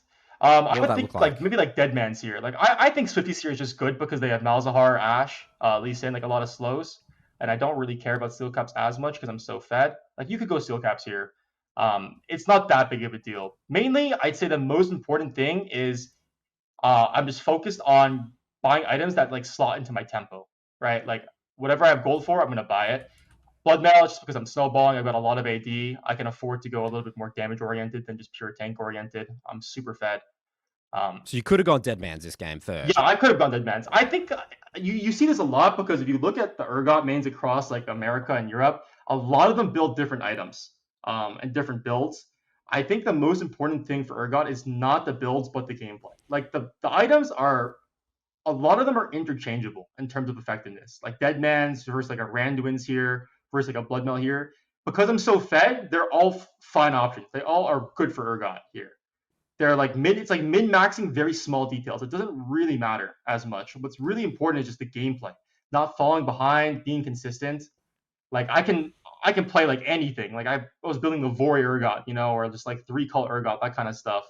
And then like other Urgots will go like Runons, like not actually, but like Hullbreaker.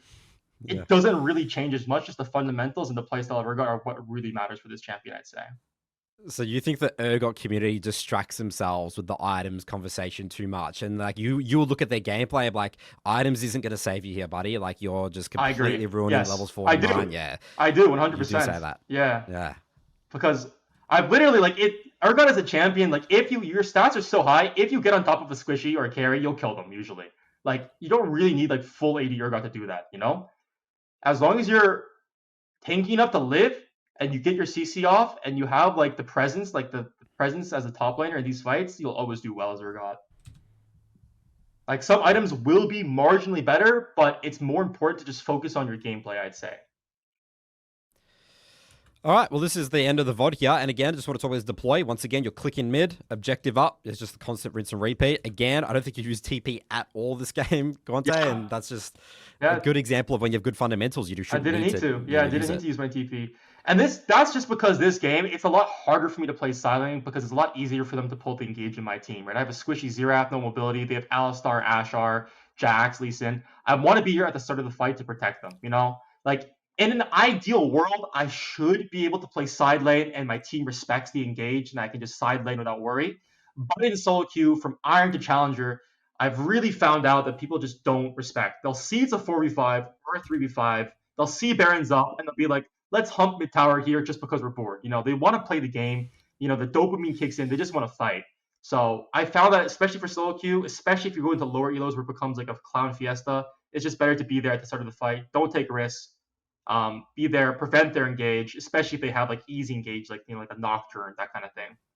That's hard to like be careful for. Awesome. All right, Quante, let's now move into our matchup tier list. Okay, Quante, let's do, again, lane matchups. We have 4 categories here. Very hard matchups, more of like a skill, medium level, and then just really easy matchups. So let's get with the juicy stuff already. What do you hate to see locked in on the enemy comp, Quante? Who are the very hard champions? Right now, Ambessa and Yorick. Ambessa?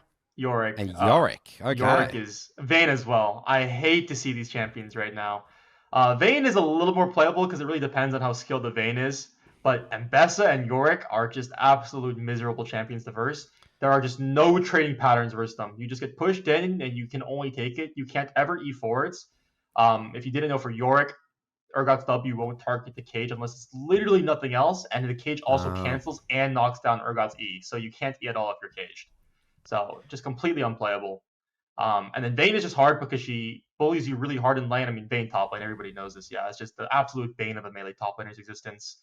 Outscales you too, just super hard to deal with, super nimble, a lot of dashes, very annoying matchup. Any others for the very hard then? Or is that literally these guys just on a tier on their own? Or would you slot in some other very hard ones here? Those are the hardest, I'd say. I think Cassante's pretty bad too. Not as bad, but I put Quante up there. That matchup is also really difficult. He just outscales you. One chain vest, outscaled you. He's full build. You can't ever kill him, and he one-shots you at the same time. What makes the matchup really hard is that you just can never E because he has his W unstoppable. And then he also has his E as a dash to just dodge your E. And then he has another unstoppable on his empowered alt W, and then you get the point. It's the very difficult matchup. Stat checks you super hard.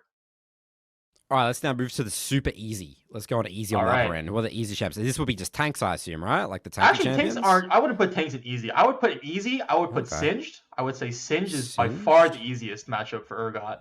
We have Singed. I think Garen's pretty easy too. I think Garen's pretty simple for Urgot to deal with. No range. What else is easy here?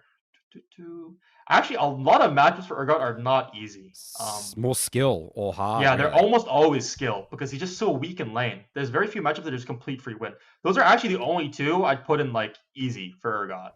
And honestly, I would even put like maybe Garen could be hard too for some people. So I would put like maybe like one more tier above easy in between skill if we can do that. Maybe like let's say like skill enemy favored or something. Maybe the skill would be skill Urgot favored, skill enemy favored. If that's okay. Yep. Skill enemy favored. Yeah, because that's easier to say it. A lot of like very few matchups just complete easy win, like hard counter for Urgot. He's just not strong in lane. So I'd say. All right, so let's start filling out the. Let's go back to the more the hardest sections. Let's just do flat out now the hard ones. Yeah, so hard ones, it's going to be, if we just go from straight, I think hard ones are going to be stuff like we can put Gnar in there. Gnar is hard. Alawi is hard. Irelia is hard. And I'll go over them quickly as well. Let's see what else. Sion, Kled, Kennen. Kennen's hard. So these are like the range champions. Yeah, like they're just very nimble. Annoying. It's hard to get on top of them. Yasuo, I put Yasuo in very hard actually. I forgot that Oh, one. Yeah, Yasuo is very hard. is that because you can win wall your abilities Yeah, you and can. your If you didn't know, Urgot's R is actually two projectiles. So the first projectile that he shoots out, but to yoink them back, it's another projectile, and you can block Windwall blocks both? both of those Whoa. projectiles. Yeah, Yeah, and then he that's has the really annoying. dashes. You can't hit your E. It's just such an annoying matchup. I'd say Olaf is hard. Olaf is hard. Rumble also very hard. Sorry, I forgot that one as well. Yeah, Rumble is very hard. I'll put Rumble one more tier up as well. Oh, very hard. Yeah, Okay. yeah. What Sorry about about champs that. like other really strong lane bully champions like Volibear, Renekton? Yeah, those aren't actually super bad for Urgot. Just because Urgot has good ways to deny their engage, like he can buffer his E into their stuns, and that kind of helps him be able to kite them out or like delay their engage pattern, and you can just walk away. I would say they're enemy favored, but I wouldn't say they're hard matchups for Urgot specifically. And I put Rise and Nidalee in hard as well. That's a good section. Yeah, and Nidalee. Nidalee's Uh, obviously picked up a bit more popularity mhm. recently. Akali in hard as well. Yeah, so all these champions, if you notice that I'm putting it hard, their strengths really rely on the fact that it's just hard to ever E them.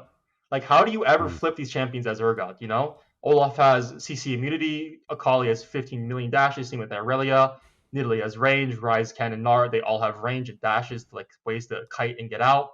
And Alawi Alawi just can, stat checks but you. Yeah, just Alawi's stat the checks as the exception. E. Yeah, she just stat checks Yeah. you because Urgot's very slow. Like his W self slows him, so it's very easy to hit E as Alawi into Urgot. And then secondly, Alawi's R actually gives her, I think it's CC, like knockup immunity, so she can immune Urgot's E flip with her R if timed correctly. So it's just a difficult matchup. But yeah, Okay, so now the enemy favored ones, unless you want to mention anything more about these matchups. yeah, I mean, that's pretty much it for the hard matchups. Just champions that Urgot can't get onto, really struggles with, doesn't really have many tools to trade with them besides just like Q and like auto attacks. Yep. So if you go to the next one, this is where we get to the skill enemy favorite. This is going to be a majority of Urgot's matchups. We can put like eight. We can just go one at a time. So I think for Renekton and Volibear, these matchups are not impossible, but they're enemy favorite because they're always stronger than you. These champions just stat check you very hard into level 9. But they're not impossible lanes because with good wave management, you can always try to just like go even with them. It's not hard to go even with them. Volibear always pushes. Renekton, you can buffer your E into his stun, and you can kind of play around his E gap closers as well, a bit easier. Aatrox, again, not unwinnable because you can play the E flash one shot him, but he just has high range. Hard to get on top of him and just stat checks you. Um, I think Camille is skill Urgot favorite actually because of the fact that Urgot can buffer his E into Camille's E off the wall, Mm. and he just has more range than her, so he can kind of bully her in lane just using his autos. Like Camille doesn't really have the ability to get on top of him and force him to fight because if she E's, Urgot can buffer her E, hit her E with his, and then stun Camille instead, and then he has more range to just trade normally. Darius is an interesting one. Would you take Ignite against the Darius? What's your view on the I Darius would, matchup? yeah. Darius matchup is really tricky because the Darius is really good. It's hard. I would say it's I would just say that's actually like maybe one more tier, just like dead even in between those two, like dead even. Okay. Sorry, I don't Yeah. know if you want to. It's yours. Let's Okay, just choose. Is it on the top sure. of skill enemy favored or the Yes, bottom I of think it's hard? enemy favorite, skill enemy favorite. Let's say that. So it's top of skill enemy favored. Okay. Yeah, because I would say maybe not the top, maybe like the bottom of it. It's not as hard as Renekton and Volibear. The issue with Okay. Darius is that he has the ability to dodge your E very easily with Ghost and Flash. If you hit your E in this matchup, you usually win. But if you miss it, and it's not hard to miss it because he can flash and dodge it, or he can just pop Ghost, and he also rushes plated steel caps for that movement speed. He can just outplay it. You know, the outplay potential is in Darius's hands, and it's not hard to do so. But you outscale Darius, and it's not the most unplayable lane because you have ways to trade back. You can dodge his Q, you know, you can buffer your E into his E, that kind of stuff. The Yeah, Mundo famous Alois matchup. Mundo. Yeah, that is enemy favorite. I actually don't think this matchup is that bad. On paper, it seems bad because you can't E, nor can you execute with your R if Mundo has his spell shield up. It denies your R as well. But I think Mundo can't really pressure you, and you can't pressure him, so it's kind of just like a neutral scaling matchup. Cho'Gath would have to be Urgot favored Yeah, in order I to think easy, so. I right? think it's Urgot favored. Yep. The only issue with this matchup is that he has a lot of sustain. So if you try to trade too hard, he cannot sustain you. But you hard out scale, and as long as you can dodge his Qs, it's pretty chill. I have no idea where GP would go. Yeah, Where would he be GP is going Urgot there? favored. I'd say it's Urgot favored. It Okay. requires a really good GP to be able to beat Urgot in this matchup. A lot I of people see. actually think GP beats Urgot because GP can orange to Mm. cleanse his pull-in, Mm. but that's not actually the case. Urgot's W can easily take barrels because it's 3 shots a second, and he just has more damage than GP overall, and you can kill GP very easily even though he has orange because you can choose to threaten him to ult for the healing or to ult for the potential pull, right? So you have 4 seconds before your R times out. You just need to be able to kill GP before those 4 seconds to force him to orange for the health alone, and that's what makes the matchup playable. Moving on is to Gragas. Yeah, Gragas is Gragas. Urgot favored just because of the interaction where you can E Gragas's E. That You buffer totally it. Yeah. swings it. Okay. Yeah. So Gragas can So just we're never again, E. we're seeing trends. E Yeah. impossible. E you can buffer, or so it sort of makes it more No so. way So to it's just the force E Urgot to seems like fight. yeah, the E is a really important aspect of what you define as a good hmm or a bad matchup. And Jax, I 100%. assume, would also be Yeah, now your Urgot favored favorite. because the fact that you can just buffer his E with your E. Yeah, exactly as you said, right? It's all about Urgot's E that dictates every single matchup. If you can E, it's not bad. If you can't E or outrange, hard. Let's do all these tankier champs next. Who are the tankier champs? Let's Yeah. do these Malphite, Udia, I guess Nasus. Where would you sort of be putting? I mean, a lot of these sort of vary. A lot of some of these tanks are stronger than others in lane. So I guess we can go one by one. So where would Yes. Sion go? So I would put Sion at the top, like not at the top, like maybe the middle of skill enemy favored. I think he's like around Aatrox and Darius, like around there. The issue with Sion is that he can space you really well for a tank. Like his Q knocks down your E and his W shielding and his E slow. I would say all tank matchups are going to be like skill enemy favored at the easiest, Wow. just because Urgot cannot kill them in lane. Like you can't deal with them. They buy one armor item and they're invincible. You of course outscale them really hard, but they just have too much laning presence for Urgot with their itemization. It's impossible to ever push them out. The one exception is Shen. I'd say Shen is Urgot favored, just because Shen doesn't really have the ability to taunt in because you can buffer one, you can buffer your taunt to you can buffer his taunt with your E, and two, you just have more range than him. So like you can like fight normally. Malphite, Ornn, Udyr, Nasus, Sion, they all have ways to kind of like trade with you from outside of your range ability. Like Ornn combo, Malphite Q, Udyr can just drop like the empowered W and then and push the wave at the same time. And Nasus can like scale up really easily with armor items and run you down at 6. So they Oh, are all Poppy's threatening. Poppy is skill I enemy guess another favorite. It's hard. That's a skill enemy hard favorite. matchup. Yeah, Yeah, just can't just kill. because Just her can't W. kill. Yeah, her W. You don't have an E ability. Hmm. Yeah. So they All don't have right, much kill potential on you, but it's hard to kill them. back to standard hmm sort of top laners. Yeah, Jace. Jace, let's put Jace at the top of skill enemy favored. That is a very hard matchup unless you're really experienced with it, just because Mm. he outranges you. He has so many escape abilities and movement speed, and it's going to depend on the skill of the Jace, but it's a hard matchup. The Jace is like semi-competent. Isn't Fiora hyper mobile and can block your E? Wouldn't this be a hmm hard? So it's actually not hard. A lot of people think that. The good part about the Fiora matchup is that Fiora actually eats all of your legs trying to proc her own vitals. So she kind of runs around you Ah. for you. So you just stand there and you can kind Mm. of beat her. It's Mm. a very skill intensive matchup. I put it skill enemy favorite. Still Probably enemy one of favorite. the Okay. hardest skill matchups for Urgot, just based on can Fiora parry your E? Usually yes. Can Fiora parry your E flash? Usually no, but what if she can? How good is she at just like dodging her abilities with Q, that kind of thing. So there's a lot of outplay in that matchup. Gwen. Gwen, I actually think Gwen is Urgot favored in general. I would put at the top the hardest Urgot favorite matchup, so the top one. Like it's a hard matchup, but it's still Urgot favorite. Is what I'm trying to say. Um, the thing about Gwen is that Gwens usually don't run flash, right? So if they ever E forwards from like 70% HP, you can E flash one shot them with Ignite almost always. So it's a pretty simple matchup. If she ever plays too aggressive, you can one shot her and you just play your range and poke. There's one issue where if the Gwen is really good and knows a specific bug, the bug is if Gwen stands on the edge, the pixel edge of her shroud, and Urgot E's from outside into the shroud, he won't flip Gwen. If Gwen is anywhere else in the shroud, but Urgot Yeah. E's from outside, he'll Yeah. still flip her. But the very Yeah. pixel edge, the top challenger Gwens I play versus, they know this bug. It makes the matchup impossible. Like it's so much harder because they just try to fight you, and you can't flip them. If you flip them, you go behind them, and then you miss your flip and you die. So if you know that bug, it's a lot harder. But if you don't know it, I think it's Urgot favored.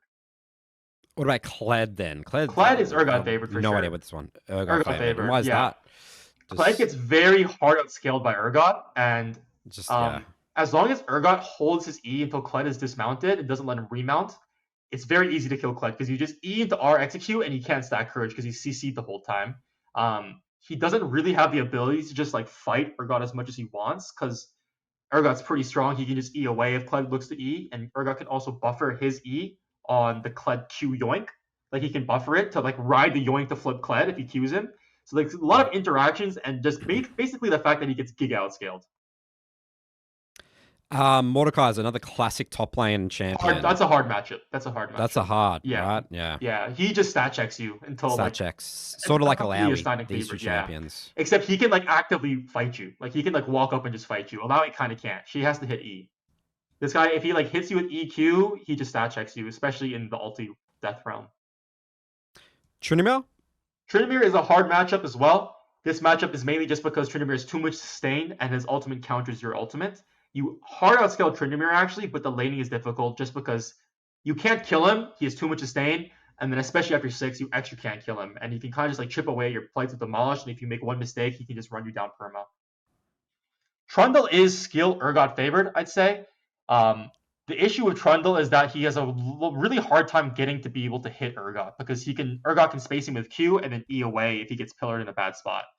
And later on in the game, Trundle gets one shot by Urgot's E, like within the stun duration of the E itself. So it's pretty hard. So you're not worried about the R or stat checking? Like I thought Trundle stat checks people, sort of similar to these champions. It's hard because usually Trundles will be a little greedy with their R. They won't R until like they're actively fighting for like they're in the fight. So like if I'm playing Urgot and I'm like 2-3 items, I can just walk up to a Trundle, like get a small chunk on him, and then E him and execute him before the stun wears off or before they can heal too much usually. And they'll usually not have R'd by then unless they're like really fighting. Because if they are early, I can just save my Q and my E to disengage and just walk away and time it out. You know, as long as I'm not in a position where the pillar just traps me completely, it's pretty hard for Trundle to do stuff. Plus, I can also take Phase Rush as Urgot to counteract that. I'm curious about Riven. Yeah, Riven is skill Urgot favored. It's a very fundamentally classic matchup. There's ways for outplay on both sides, like Riven can outplay, but in general, Riven just cannot approach Urgot because he's ranged, and then if she tries to use her abilities in Urgot's face to gap close, Urgot can buffer his E into Riven's Q3 and her stun, and if Riven hits E, Riven usually just loses. So outranged and can't really walk up. Warwick, I would say, another strong laner. This is in this category here, wouldn't it? Or... No, it's actually Urgot favored. Same problem as Riven. Urgot can kind of just space Warwick. He's ranged and slightly outranges Warwick's Q, and has an execute, so it kind of denies his healing and his E damage reduction because he can just execute Warwick. But yeah, I play this matchup a lot, and you might think it's spicy and like a high interactive matchup, but it's really easy for Urgot. You just walk up E and then walk away into the stun. He's lost half his HP, and he can't really force fights on you. Like he can't get onto you unless you like fuck up your spacing really badly. Pantheon top lane? Pantheon is skill enemy favored. He has two things that make this matchup annoying. One is his Q range. He can kind of just poke you infinitely with Q, and you can't really outplay that. It's a lot longer than your kit. Two is his E can deny your ult pull if his E is up when you try to pull it. But it's pretty simple. You outscale him really hard. Just try to avoid taking too much Q damage, and you're fine. Yeah. Yone top lane? I would say that's enemy favored. A lot of outplay in this matchup. Yone can use his E to immune Urgot's flip and to also just dodge it in the first place. But Urgot can win it. He outscales Yone in the 1v1 if he gets the lead, I'd say. And as long as you hit your flip, Yone loses. But you have to be careful about his outplay ability. What about these range champions? Where does Kale go? Wouldn't Kale just be able to minimize against you? Isn't that Kale is enemy favored. I would say it could be hard if it's hard matchup if she's not punished pre-6. But if she's punished pre-6, it becomes like an enemy favorite or even Urgot favorite matchup. So it really depends on the early game. Wow. Okay. I guess this is a lane matchup. This is the lane matchup, yeah. right? So I guess obviously you're not gonna really struggle against Kale. But I guess you're scared of getting outscaled potentially, or you don't think the scaling is that bad. Always. No, the scaling is pretty hard to deal with because their ult is insane versus Urgot. But yeah, it depends on how good the pre-6 goes. If you can get elite pre-6, it's a fine lane. If you can't, it's really hard. All right. Then other ones: Teemo, Quinn, Vlad. So I would say Teemo and Quinn are actually in the skill Urgot favored matchups, just Wow. because, yeah, just because these champions for range champions are pretty short range. They don't really have good escapes versus Urgot. Like if you hit Q versus Teemo, he's not so high range that you can't really just hit E, and they insta die to E flash as well. And the Quinn matchup is actually, we can even put Quinn in almost easy, I'd say. The issue for Quinn in Wow. this matchup is that if Quinn gets flipped by Urgot, she can no longer E out like she normally can because she'll be on the wrong side. So that really does not help Quinn in this matchup. If you just E flash Quinn as Urgot, she can't get away anymore because she can't use her E ability. And if Quinn can't use her E, she loses a lot of her kiting capabilities.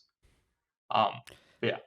Vladimir is actually Vlad. enemy favored because this champion has sustain, so he can kind of like sustain your poke, so he's harder to all in, and then he also has your pool to dodge your E.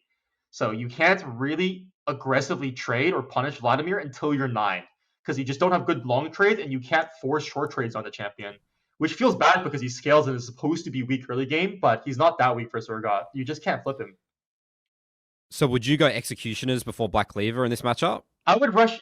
I would take Ignite in this matchup. I think Ignite is You would pretty take Ignite. crucial. Yeah, because you need to be Okay. able to punish him early game. I think like you can't let him get to his items and like his levels without punishing him. And I think you need Ignite to be able to threaten the kill because he just heals too much. It gives you that anti-heal value as well versus him.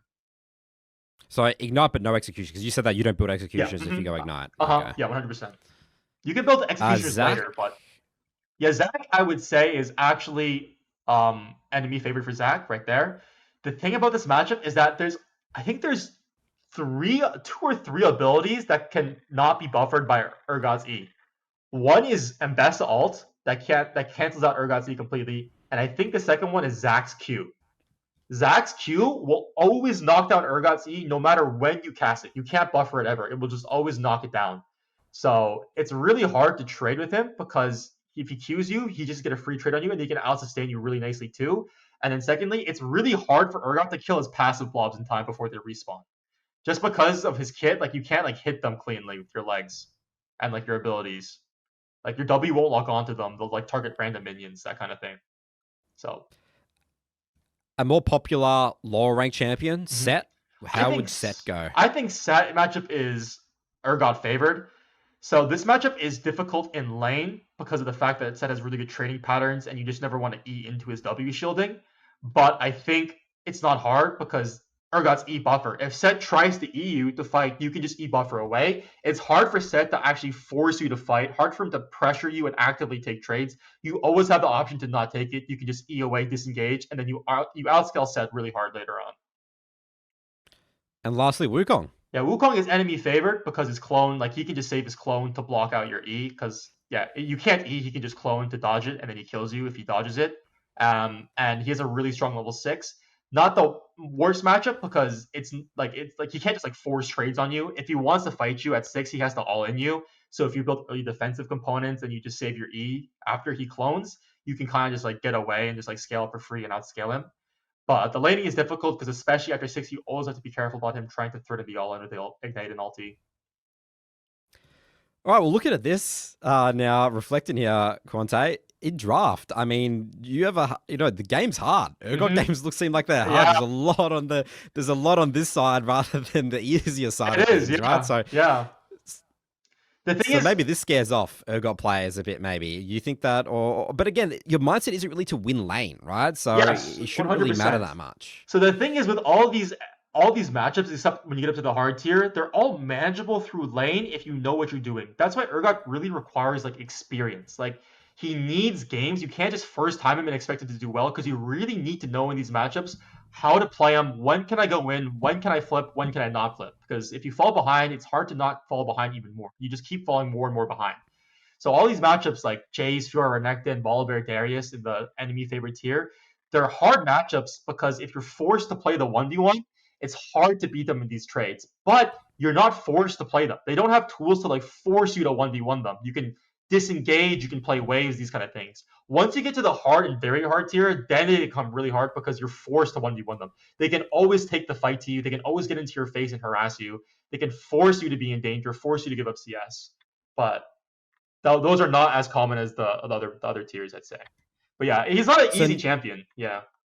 Yeah, so now that you say that, is that why you think there's more so just Urgot one tricks? And would you recommend that Urgot isn't really a good champion for people to just have in their pool as their third or fourth pick? Like, you need to really double down on Urgot? Or do you think you could just learn Urgot, like put in 100, 200 games, have it in your champ pool, and you should still be okay? Or do you think you need constant practice with this champion in these matchups? I don't think you need constant practice because his game plan is relatively the same, and this can apply to any scaling top laner in general.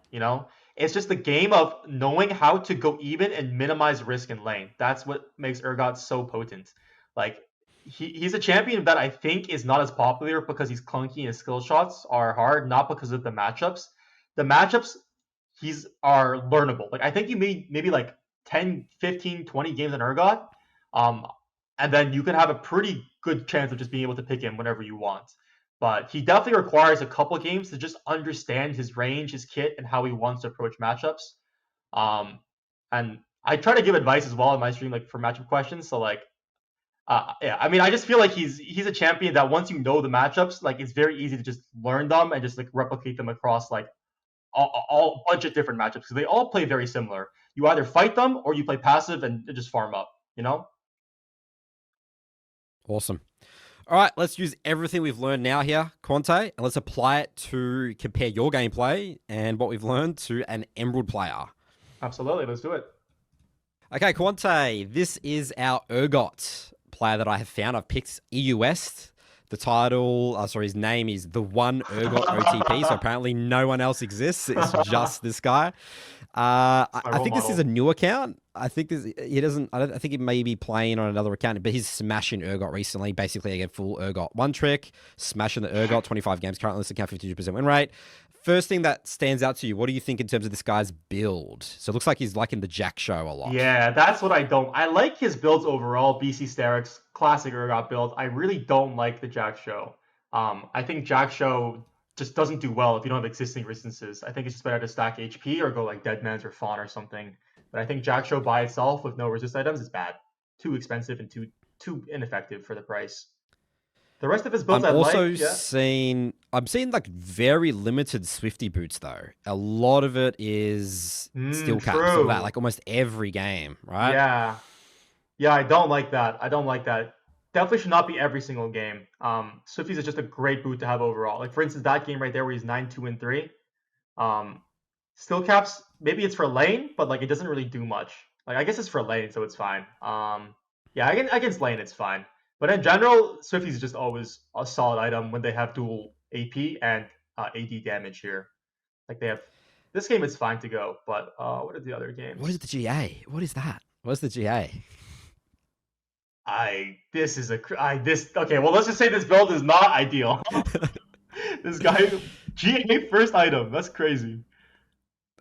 The Canic Rukin, which again, you already said that you like the movement speed, magic resist items better than the Bramble. So a lot of the things we talked about in terms of items, I think we broke down a lot of the narratives in the beginning of this episode about, I can see this guy's in that mindset with Urgot. I don't care about movement speed. I'm this big fat brute force, run at people and just going to get kited and useless. Again, there's no respect for the Swifty boots. We're building tank items. It looks like we really want to get, like this guy wants to build the flat out tank items. Yeah, It's like I feel like this guy's just not confident in the Urgot. But yeah, who's doing the Yomu's technology here though? Interesting. So if you look at that game where he's 4-12-2, you see here, this is where the steel caps by here makes no sense. If you look at their comp, right, it's like Silas, Ari, Caitlyn, Lux, like very high range comp. That Urgot really struggles into. That's where he really wants the movement speed. Like you can't get onto these champions without movement speed. You need the movement speed here from at least the boots, at least the Swifties.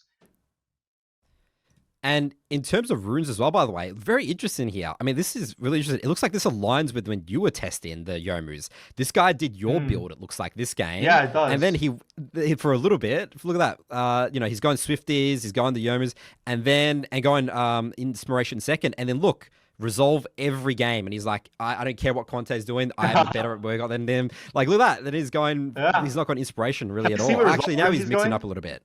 Can I see what Which one's the Resolve ones? Yeah, Resolve ones. Second win. Interesting. So the issue I have with Resolve is it kind of goes back into that proactive versus reactive thing. Like Resolve doesn't really change much for him. It makes him a little bit more tankier. Like the bone plating is good. Second win's okay. and overgrowth, like just for scaling, but it doesn't change his champion. Like he's still slow. It's hard for him to get on top of champions like Jace or like Caitlyn, that kind of thing with these rune setups here. So the carry potential for this resolve secondary tree is a lot lower in return for like a little bit more stable of a lane phase. But I really think the extra mobility is worth it because it makes you scale so much harder as Urgot from inspiration. All right, let's jump into the gameplay now. You always say, Quante, it comes to the gameplay. It's not so much about the items. Always Let's the gameplay dive over into it. items.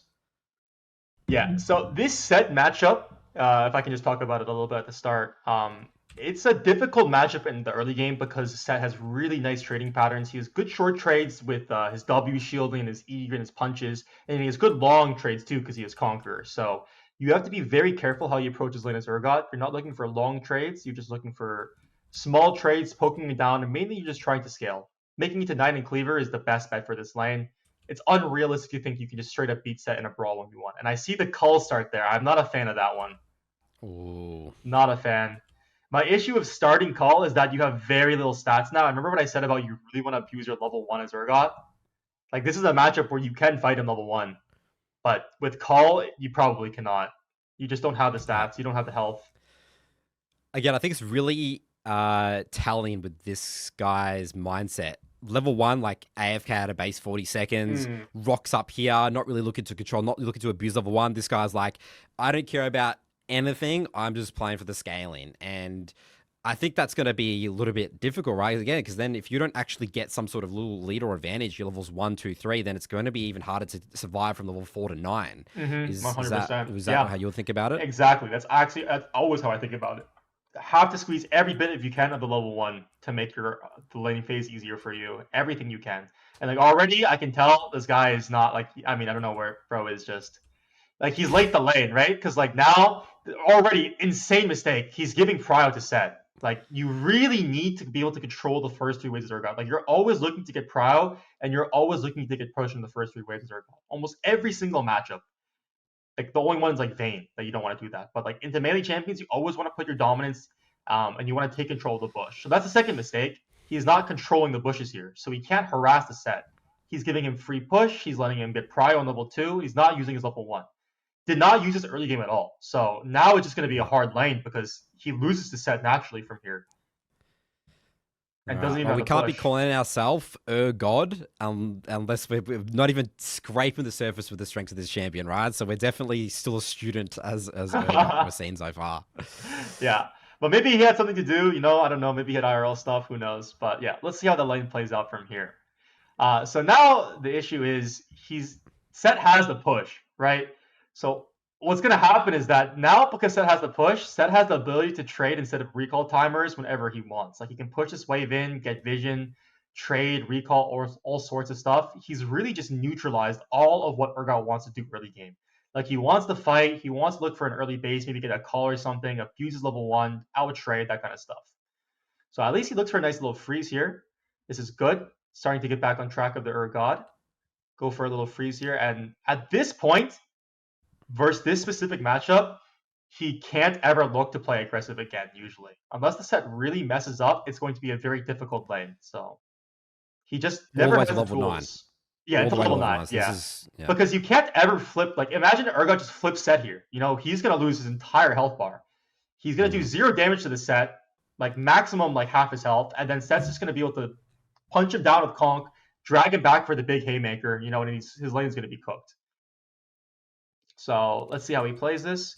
Another thing I'm going to say is that he's not looking to use his range at all. Like whenever Set walks up for these last hits, he should be looking to use his range. The tool that he has here is not that he can't use his E, but he can still use his Q and his auto, which have range, So every CS here, he should be looking to poke Set a little bit. Auto when he goes for the creep, Q auto W PTA trade small trades, and just look to just slowly chip away at Set so that when the wave gets near Set's tower and Set wants to run Urgot down in the longer lane, he has more health to work with here. But he didn't. We got 2 points Q and all full mana. Like, what are we doing? Like, why? We're purely in AFK mode. It's crazy, right? We just full AFK mode, just hit wave. So in a sense, I understand what he's going. He's going for a risk-free lane, like no volatility, but like you can do more. You can do more than nothing and still have like a low risk lane, Like, you see what I mean? Like, this is what I mean by, like, Set can just walk up with this Giga Wave and just fist Urgot like this, and you don't really have counterplay to this as Urgot here. Wow, he Whoa. actually wins that. I'm surprised. Like, can you go back? That I was the mean, legs, right? yeah, Legs that can't was a crit, can leg, they? but the Set should not have traded like this after.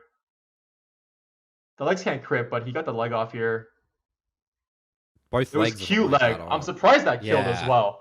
But I think Wow. he got kind of lucky here because if you go back, if Set just leaves the trade like here and backs off here, his game is completely over. Because he'll just So freeze the wave, yeah, right? He just freezes yeah, the he wave just and then freezes the he's just waves. completely So screwed. well Yeah. played to this Urgot for finding that kill angle. I really didn't think you should ever look here.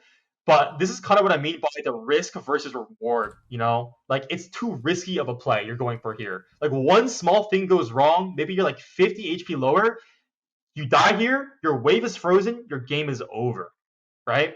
Yeah. So this is kind of what I mean by, like, even if it works out, it's still not the correct play. It's too risky, too volatile, you know? Like, maybe another game you just completely lose the game here because you die instead. Yeah. All Set needs to do is play around his cooldowns here. Set Mm-hmm. has no cooldowns. This guy's 20% HP. Freeze the wave. His game's over. The guy's Yep, basically done, 100%. right? Yeah. This is just the classic Emerald top laner mindset. I guess the Set's problem where it's like Yeah. you know low HP person. I see low HP person. I go kill. Not playing around Mm-hmm. cooldowns at all, right? Yeah, So this guy's just getting away with this. 100%. And he's taking the whole wave too this entire time. So that Yeah. doesn't help it either because it's a big And wave. not using health potion as well. Yeah. Come on, But if the Set Set. played it a little better, he has a nice freeze for himself. Urgot has the base on a freeze, loses XP, and right, the most important thing in Urgot is to not fall behind. Like, you don't need to be ahead, but you gotta really focus on not making those mistakes. So the question is, what should have Urgot done there, right? He should have played more with his range, tried to chunk Set out more before this engage happened here, and not let Set just walk at him like this. Like, from this Set shouldn't spot be full here, HP. yeah, he Set should needs to never be be full respecting. HP. Like, he can't just let Set walk up like this and just E him like this. Or if he does, he needs to E buffer away, you know? But like, Set should never be able to walk up like this, and he should have been lower from the start because we had so many opportunities to look to poke him out, and he could have been like 300, 400 HP lower here if we were looking for that poke opportunities. Works out, so I guess we'll play to him. But again, the best play is the consistent play for Urgot over the course of many games. That is really how you climb here. So we get steel caps, which I don't really agree with, but I think it's fine. The issue with steel caps here is that it's good for his lane, but his cleaver is really delayed now. It's going to take 20 years. Yeah. Getting it like a 15 minutes Right. or whatever it is. It's going to be so delayed. Yeah. And you can maybe not dive or Set, but you're never killing him, which I guess is fine in this matchup. But like your cleaver, like I just don't like delaying my cleaver. Like Urgot really wants cleaver. Like Set's gonna hit his full item, and he's gonna be way stronger than Urgot, even though Urgot's level 9, because he'll have his item and Urgot won't probably. So like it's not the worst buy because if you can get this early with the kill, it does give you a lot of laning power to just survive. But yeah, that's why I like the free boots. You know, you can run cleaver and still get your boots, still get your movement speed. It just feels so nice to just rush cleaver. Because if you rush it, you hit 9 and cleaver at the same time. And those two power spikes together, chef's kiss. So we're just I mean, I guess again the skill caps will help him minimize this a little bit more. But again, you're just saying your spike is so delayed. This is just pointless. Because the thing is, I don't think it changes anything. It's not like with skill caps you're going to be able to suddenly punish Set, aggress on Set. It does make it easier to be able to kite out his E so he can't grab you as easily.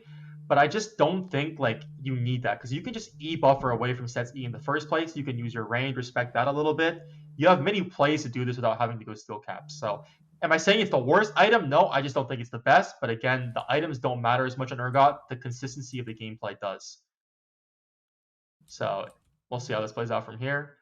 Looks like he's just playing for the freeze, as is what I recommend. Just freezing the wave here, getting his CS. His jungle's coming top side. But again, it should be auto attacking on those minions, right? Should auto always attack, be looking the for pressing poke. attack. Yes. Your main tool as Urgot is your range against these melee top laners. It's not your short trades, really. It's not your long trades, but like your small, like auto or Q auto W PTA trades, like really quickly, like really short trades. They can add up over the course of the lane. All right, see, but this is why I like to play for the freeze, right? We play for the freeze. We set up the gank here. Should be a nice little kill, or at least we get his flash. It's very good for his lane.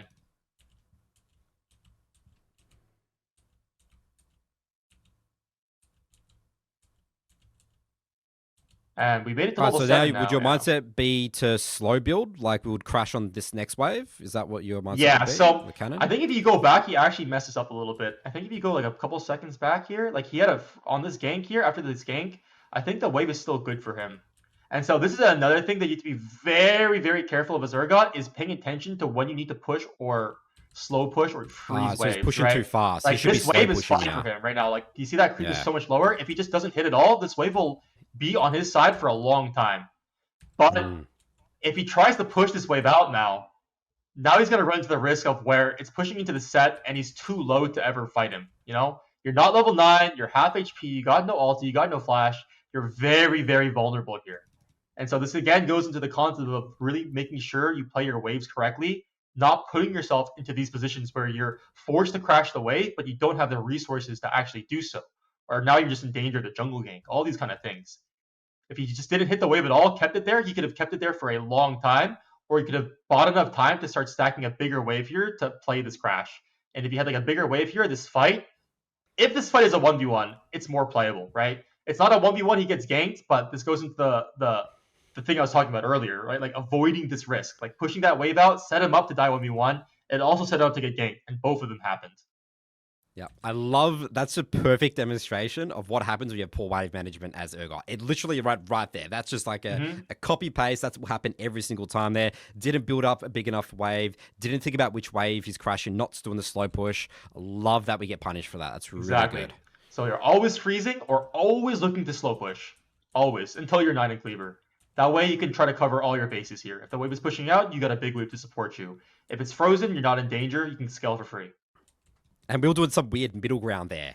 It was like Yeah, somewhere in yeah, between there, yeah. right? And if he had better wave management knowledge and just looked at his wave, he would have realized he doesn't have to hit it. That wave was pushing into him there slightly. So he was fine. But now he's died and he lost the wave and he's behind on set now. And this is where like he's not behind because of the earlier kill, but he's no longer ahead, so it's even, right? So he's in a fine spot here, but not as good as he could have been. He could have been at not only he could have been winning lane, right? He could have exited this matchup, which is a hard matchup, having one lane, which would have been really good for his overall game. But now we're only even. It's playable, but not as good as we could have been. All right, nice. Looks like we're just letting set push into us, as we should. We just stand back, let set hit the wave. We don't hit the wave. Again, not until 9. We don't want to fight. Level 8, no cleaver, got to be safe. And you see the poor spacing here again really just opens up to get traded with. Like he's not. If you go back a couple seconds in this clip here, you see like in these matchups, you have to be very tight with your spacing and very tight using your Q to slow. He kind of walks into Set's range here. Let's Set get a trade on him. He's not using his range, right? You don't have many tools in this lane as Urgot. You can't E forwards.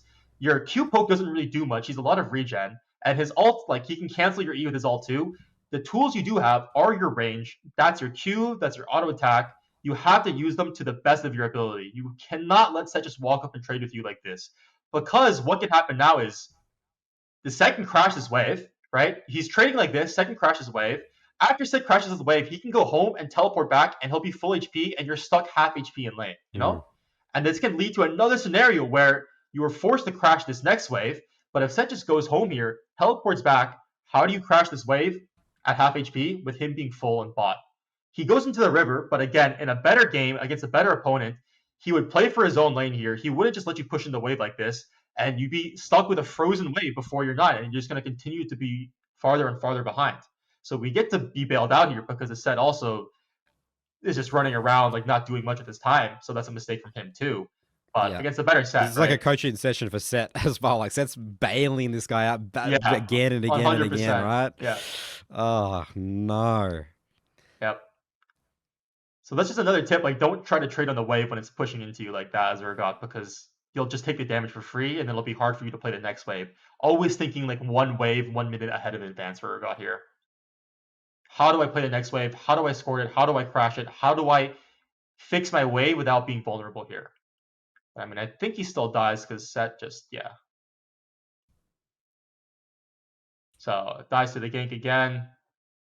And it's just going to be a hard game. Like, even though he started out well, he had a nice solo kill, the lack of fundamentals here, the lack of wave management, it's really hurting now, you know? Like, he was 1-0, and he was comfortably ahead, got his nice solo kill, but now bad wave management, he's dying to jungle ganks, he's taking trades on bad timers, and now his game is harder. Like, he's hit 9, but now he's like kind of behind, right?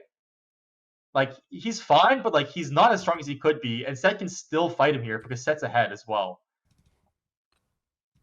Where's the timer, Quante, that you get Black Cleaver? Do you know the time where you would typically get it on a good game? Around level 9. Like, if you're not behind, you get around like 10 minutes, 11 minutes. Like, even 9 minutes if you get like a kill or like some plates. So around 9 to 11 minutes, I'd say. But that's why like you don't want to rush steel caps. I mean, it's not bad to rush steel caps, but like he could have had full cleaver here, right? Full cleaver plus 9, and then boom, you can take any fight you want out of the set. You're so much stronger than him. But now, like, he still has to respect. He's still got to be a little careful. Set can still beat him here. It's not guaranteed. Like, he can win at level 9, but it's not as favorable as it should be. So it's, like, just a big risk to take, you know?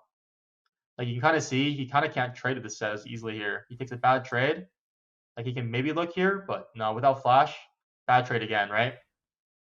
So this is why I think he should have just looked to rush Cleaver in this matchup. Because if he had Cleaver here, he could have threatened to kill. But now he's just taking bad trades. I mean, that's what you were doing in your game. You in that game we just reviewed with you. You're killing Jax. The moment you got Black Cleaver, I think you killed him twice back to back. He's walked up to the lane. Jax shot to fire. You just killed him. Yeah, I actually don't think there's a bigger power spike in the game than level 8 Urgot on components compared to level 9 Urgot with Cleaver. The power spike is insane. Gets a nice kill there. I think Set could have killed him though because he had ulti up. He definitely just did not press his ulti there. So he should have died there again. But again, it goes into this concept of like, yeah, he won it. But if you run this scenario over the course of many games, how many times would he actually win it? You know? And the key to climbing on Urgot, consistency. Consistency, consistency, consistency. Not taking risks, not taking these fights where maybe you can win if you outplay, maybe you lose, you don't know, right? Yo, this is how people get stuck, right, Quante? Like, things are working, people get away with things, but because you're not critical of your gameplay, thinking, was that actually a high percentage play? Was that consistent?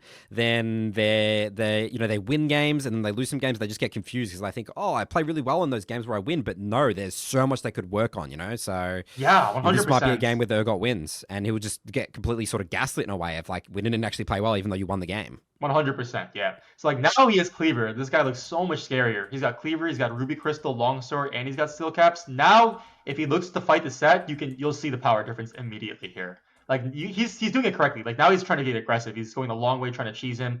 Now you can flip forwards whenever you want. You can get really aggressive with it. Set just cannot win at this point. He doesn't have the damage to kill Urgot, and Urgot can just always kill him here. Just press R. Just press R. He's just not pressing R. He has no R. Oh my god. But he still wins it. Yeah. You see what I mean? So but he still you should be waiting for your R cooldown. You should be waiting for your R cooldown, right? Yes, he should have played before you all in someone. Yeah, especially because Set still has ulti here. He needs to be careful. He gets lucky. You see, like he's gotten so lucky. The luck's insane. He's doing this. Yeah, it's like he keeps getting away with it, and it looks like he's smoothing now. But it does. Yeah. For anybody watching, like this is just not the way to play it as Urgot. Like it looks good this game, but don't think just because it works out means it's the correct play. Yeah. Okay, so yeah, basics. Play around your R cooldown, please, Urgot players. Yeah, we're not solo killing or all in someone without our R. Yeah, especially Set, because he can buy so much time with his R and then his shielding. You need that R to execute him.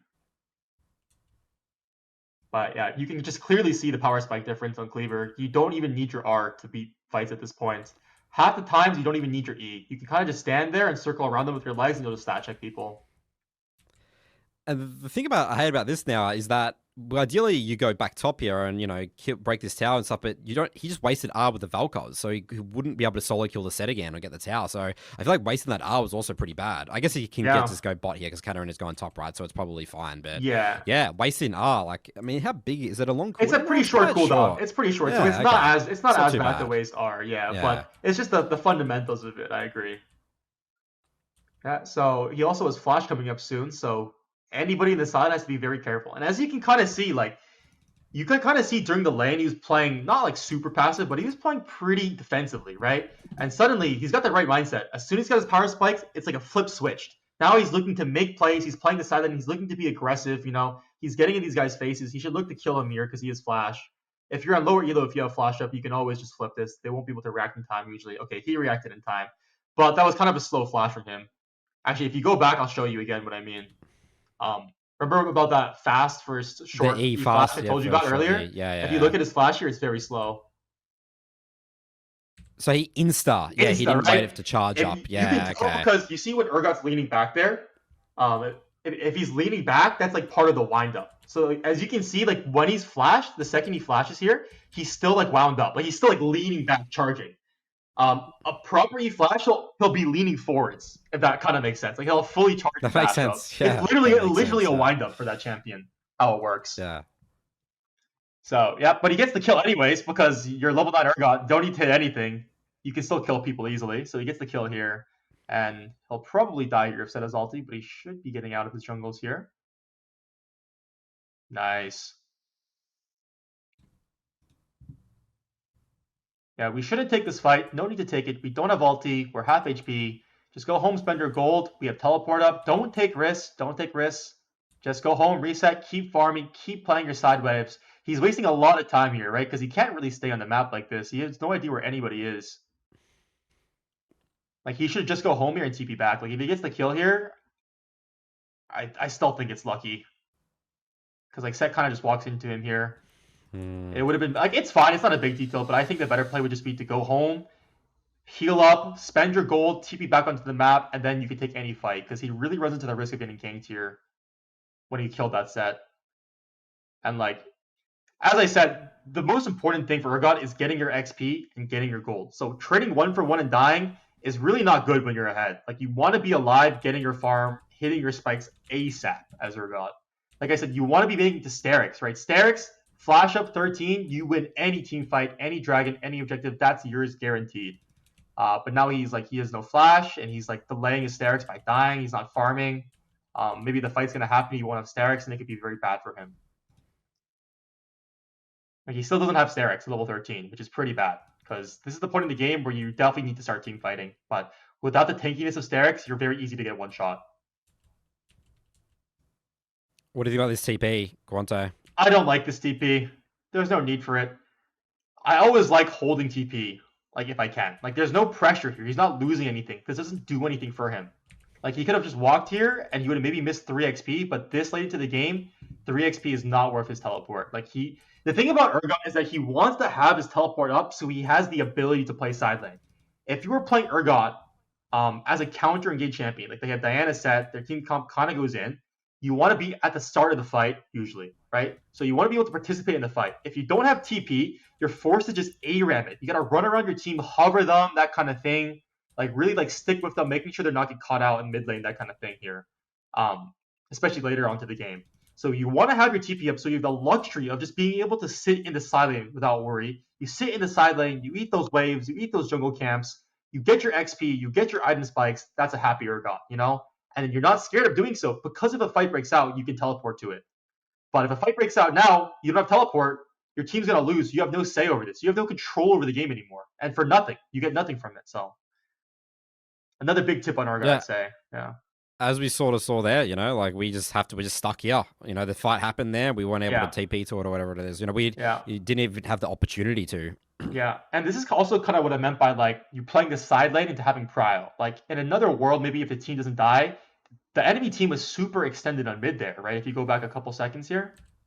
You could have just walked there. Yeah, he could have just walked up, looked for a flank, made a play happen. You know, maybe a Sterix here and flash up if he was saving them and not playing the 1v1 as much, not playing for kills as much, playing the map. Maybe he looks for a nice flank here when they're all overextended so where are we going here, right? Like, we have to commit. Are we going for the roam? Are we going for the wave? Like, shouldn't he already be here shoving this wave so he has a move?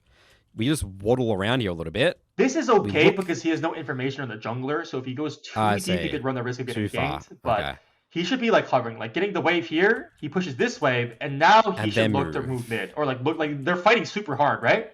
Now he can look to move, but he's just walking in a circle. Yeah, what are we doing? Right? We have so much time we just created pushing that wave, and we could have looked for a move there, look for a play here with our echo. We could have been here, you know? And this is how you make leads as Urgot, you know? Or you have your teleporter to get TP here, you know, all sorts of things could happen. But instead we do nothing. As you said, this is a free walk. He doesn't even need TP, he could just walk to this. And this is again where people I assume they ask you, Quante, how do I close out the game? You know, it's like stuff like this. You're missing opportunities, clearly. Like, you're not fast enough on the wave. You're not using your wave pushing to move into, because I guess maybe people just too think that this champion just stuck in the side lane or something, or like not a team fight champion. 100% they do. And so one tip I have for that is you don't actually have to fully commit and walk all the way. you can like walk halfway through. Like you can walk to like Dragon Pit in the river and just sit there. Like he pushes the wave, so he has time. If a play happens, he's halfway there. If nothing happens, you're halfway back to the bot lane to just push out the next wave. And you can just repeat, take jungle camps in between, grow your lead, have pressure on the map, do all sorts of stuff to be able to increase your odds of winning. Okay, so we're team fighting without flash here. Let's see how team fights look like without flash. Yeah, it's going to be rough. Like, remember what I said about you really want Sterix? I wouldn't be surprised if he just gets one shot and you're trying to go in. No Sterix and flash. Yeah, this is not a fight we want to take. Yeah, right. But if he had Sterix here and he had flash up here, they could probably contest this because he'd be a menace. But didn't play for his power spikes enough, played too much for the trading, too much for the aggressiveness, didn't really focus on the overall game plan in the future, and he hits his power spikes too late.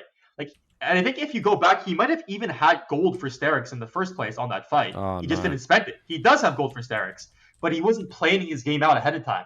He's not realizing, okay, Onacon's up now. I should go home, spend my gold, then we can fight. I'm so much stronger if I spend my gold here. He's staying on the map. He could have based now. Yeah, does he have gold for it now? What are his items? Yes, he has gold for it. Tunnel, oh yeah, he does. Yeah, it's like 600 gold or something, right? Way more. Oh, yeah, like he had it so much earlier. But he's not thinking about it, right? He's not preparing for the objectives, not planning his game out, you know? Yes, this is why you said 60 seconds ahead. So you'd reset now, and then you'd sprint bot, get to the objective first. With Sterix, you'll be chilling. Yeah. And like what you can even do is you push out this wave, you reset, and you walk mid. Look at this play happening mid. Maybe you can make that in time. Like maybe you can make this play. Like just pushing in the side lane and then looking for the plays. Like gives you so many possible windows that a lot of lower elo players don't recognize or realize that they have to take. Like. He's just pushing this way, but doesn't do anything. Yeah. This is such a good VOD to show where Urgot players fail in the big game to close out the game. This is, I think, this is ticking all the boxes. This is and this is an emerald. You know, we're not talking. This is not bronze. This is emerald. You know what I mean? Yeah. So like he could have, if he was stronger here, in another world they can take this fight because they are all here. I mean, it seems a little bit late, but like in another world, he's strong enough to take this fight. They win the fight. They win the Otacon. Maybe like 10 out of 100 games, the game could just be over right there and then, right? Just increasing your chances of winning. Every small thing you can do, very important here as Urgot. So side laning again, but he's doing this thing. Remember when I said, like, when you're side laning, your number one goal is to not die? You don't have to kill them, but you just want to not die and make sure you're getting prio and your XP here. He's got no vision. His team's all off the map, but he's extremely overextending. And what does overextending here give him? He can try to kill the Vel'Koz, but it's like the entire team is missing. Surely they're nearby if your team's not here. So, not doing all he's doing is play for the wave and back off and wait for your team to get on the map and start pressuring silent, or wait for people to show on the map. You know, this is the classic top lane split push like mistake, right? This is where every top laner. It's like they got horse blinkers on. You know, there's just no respect for anything on the map. We're just running it down a lane and hoping we don't die. And you might think to yourself, like, especially if you're a viewer, like, wait, Urgot, it's a 1v4 and it's a 1-for-1. Isn't this really good for Urgot? It's not because he uses flash. And remember, I keep saying, like, you need your flash up as Urgot to win the team fights, right? He trades 1-for-1, but he loses his flash, so he's very ineffective for the next team fight here. And his team wasn't really in a position to super capitalize. Like, they get some kills, but, like, from before the Echo was in base, they weren't, like, super positioned to capitalize on their own top lane. So it just wasn't a good move to die there. Wasn't the worst, but again, not consistent, not a play I would make. I think it's super important to make sure you have flash for team fights this late in the game. Like, one solo kill, unless you can crack like a T2 tower, is not worth your flash. Doesn't do anything to change the game. What will change the game is winning a team fight, and for that, you really want to have your flash up as Urgot. Is this another problematic TP, Quante? Here, I think this TP is fine, just because his team cleaned everybody else up, and he can get prio on the map now, so he can get pushing. They can get pushing in all three lanes here while they're dead. So taking advantage of the time that they're dead, he doesn't have to actually walk to the lane, buying them time to revive. So I think this TP is fine just because he gets pressure in the lane here. And now he can back off. They have all three lanes pushing off that TP. And now they can back off and get Prow for Dragon while the other enemy team has forced to respond to these crashing waves here. Like, now he can back up. He can look to set up Dragon Vision, all sorts of good stuff, loop in with his team, make stuff happen. So we need to be walking to this dragon here. Yes. You said you need to be on a dragon, especially with no TP. We can't get how else we're going to get there. So again, I think we're just in the mindset. Look, we're just splitting. Yeah, too much in the mindset. Where are we going? Always play side lane, but your goal is to eventually play the team fight. Like, the side lane is a vehicle to play the team fight. You play the side lane so that you can play the team fight, because then you can get the wave and you can move first to the team fight. Then you can play the team fight. If you're just entirely playing the side wave, it's not the worst strategy, but it's not ideal because like you get yourself gold, but your team just lost that fight, so now they're behind, and so the game is overall like neutral. Like no one gains anything. But if you had moved to that fight, you win the fight because you have first move. Like you TP to push the wave in, you have first move. You could have won that fight 4v5, and that's just a net positive for your team here. And that's what Urgot excels in, right? Team fights. AoE fear, flip. He's strong, he's tanky. They can't engage on him. Like Diana can never go in and ult because Urgot can just E and immediately alter and then fear anybody else trying to follow up, right? So he just offers that really strong presence in the fight to help his backline out. But we play the side lane, we get to choose the tower, but ultimately the game state is not that great now. I think we've missed like 3 opportunities to win the game, 4 opportunities to win the game here. We're just like solo losing the game for our team here, right? This Urgot, Yeah. Urgot here. Mm-hmm. Like, okay, he's not solo losing the game, but it's like he has windows that could have won the game that he doesn't take, you know? Right? So it's just like maybe you're not like inting, right? Maybe you're not like intentionally losing the game or inting, but like there's so many things you can do to be able to carry this game in the mid game through the side lane that we're just not really looking to do. But yeah, we're taking this fight again. Even if we can trade 1 for 1 here, it's still really not worth. I mean, it's not bad if they can do Baron, but. So would you be looking to, because again we have no TP here, off that wave push, you should be running mid and just brute forcing the Baron, or do you think you should stay towards bot? I think it kind of depends. It's a little hard to just force the Baron with only 1 wave because Baron takes so long. It doesn't give you enough time to really just force it and start it here. What I would do is I would just push this wave and I just do the hover thing, right? Like I'd look to get behind them here, but that's only if I know I can move through their jungler without dying because like the Diana's there, right? So like it's a little scary. Like right now, my main goal would just be I want to set a vision so I can continue to play the side lane aggressively here and then eventually try to find a flank behind them after I get the wave. But like he runs into the risk of just dying here, and like this is my issue with playing side lane and like trying to play aggressive and just like walking up and being really aggressive in the side lane is that if they punish you, your control over the game dramatically reduces, even if you trade 1 for 1. Because now, even if you trade 1 for 1, if your team is not in a position to like immediately do the Baron there or just like take control over the game, you have no more say. You're dead. And if your team messes up or they don't make the correct play, ultimately you suffer. And I just don't like that. I always want to have as much control over the game as I possibly can. And that really just revolves around not dying. Always got to be alive. Always got to be able to have a potential to make a play. So we're finally grouping for an objective here. Finally. This could have been our soul point. Objective. This literally could have been soul, but yeah, it's only a 3rd dragon. Right. Yeah. Yeah. Finally grouping though. However, they're probably just going to do Baron. Oh, they're not doing Baron. Oh, okay. We got a little lucky here. So I think what this guy should have done, if we go back a little, is they need to play the waves first. No one is going mid wave here, and that's a really big problem. So as the person with TP, you usually should be looking to play the mid wave. If no one's playing the mid wave, you should look, because you can TP to the fight if it gets really too far. But like the mid wave is completely open, so even though they get the dragon here, they're going to lose out because if someone goes down mid, you have to respond, and they can go Baron as well. It's just like very bad. So always got to play the mid waves. And this is not necessarily just for Urgot, but just in general as a tip here for their team. Looks like they do get the Baron, which is because they didn't control a mid wave. They have no vision on mid, so they can sneak the Baron here. All right. Well, to be honest, I think we've probably seen enough this VOD here, Quante. I think we've got a lot of the lessons we've extracted here. Obviously, we've lost Baron. We've lost a lot of control of the game. Yep. Now we're just going to get in the side lane. Great lessons. I think this is really ticking all the boxes here, Quante, about exactly what you talked about. You know, we're just delaying our spikes. I mean, you know, we talk about build, but you know, you say this build's not that important, but I think build really did affect this one here. Like prioritizing the skill caps and delaying things a lot, right? Yeah. I feel like that having that Black Cleaver early in Sterak's, you just have so many opportunities. And also, mid game. This is what a mid game ruining, like not again ruining, missing opportunities to win the game in the mid game looks like as Urgot. So I think it's a fantastic 100%. VOD. Yep. All right, to wrap up here, Quante, let's say people are inspired by this video. They love your passion for Urgot.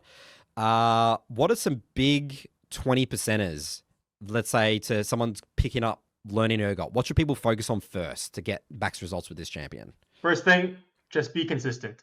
Don't have to win lane. Just really focus on not dying and avoiding risk. The number one important thing. Second thing on Urgot, play slow, right? In lane, play slow. Don't get aggressive. Don't play for the kill. Don't be like, oh, I need to beat him 1v1 to prove my dominance. There's many ways to win top lane.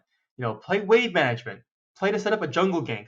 Play to not die to their jungle gank. Many ways to win top lane. And just play slow. Use your range. Use your range. Use your autos, your Q. Use your range. Play slow. Scale up. Don't die. You'll be chilling.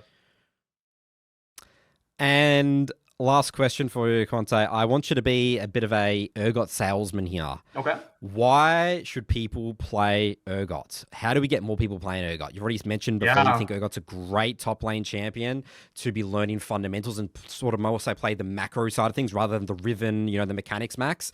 Why should people start learning Urgot or add the champion to your pool? I think the primary reason why people should play Urgot is he is fundamentally a very easy champion, and at the same time, a very strong champion who played well.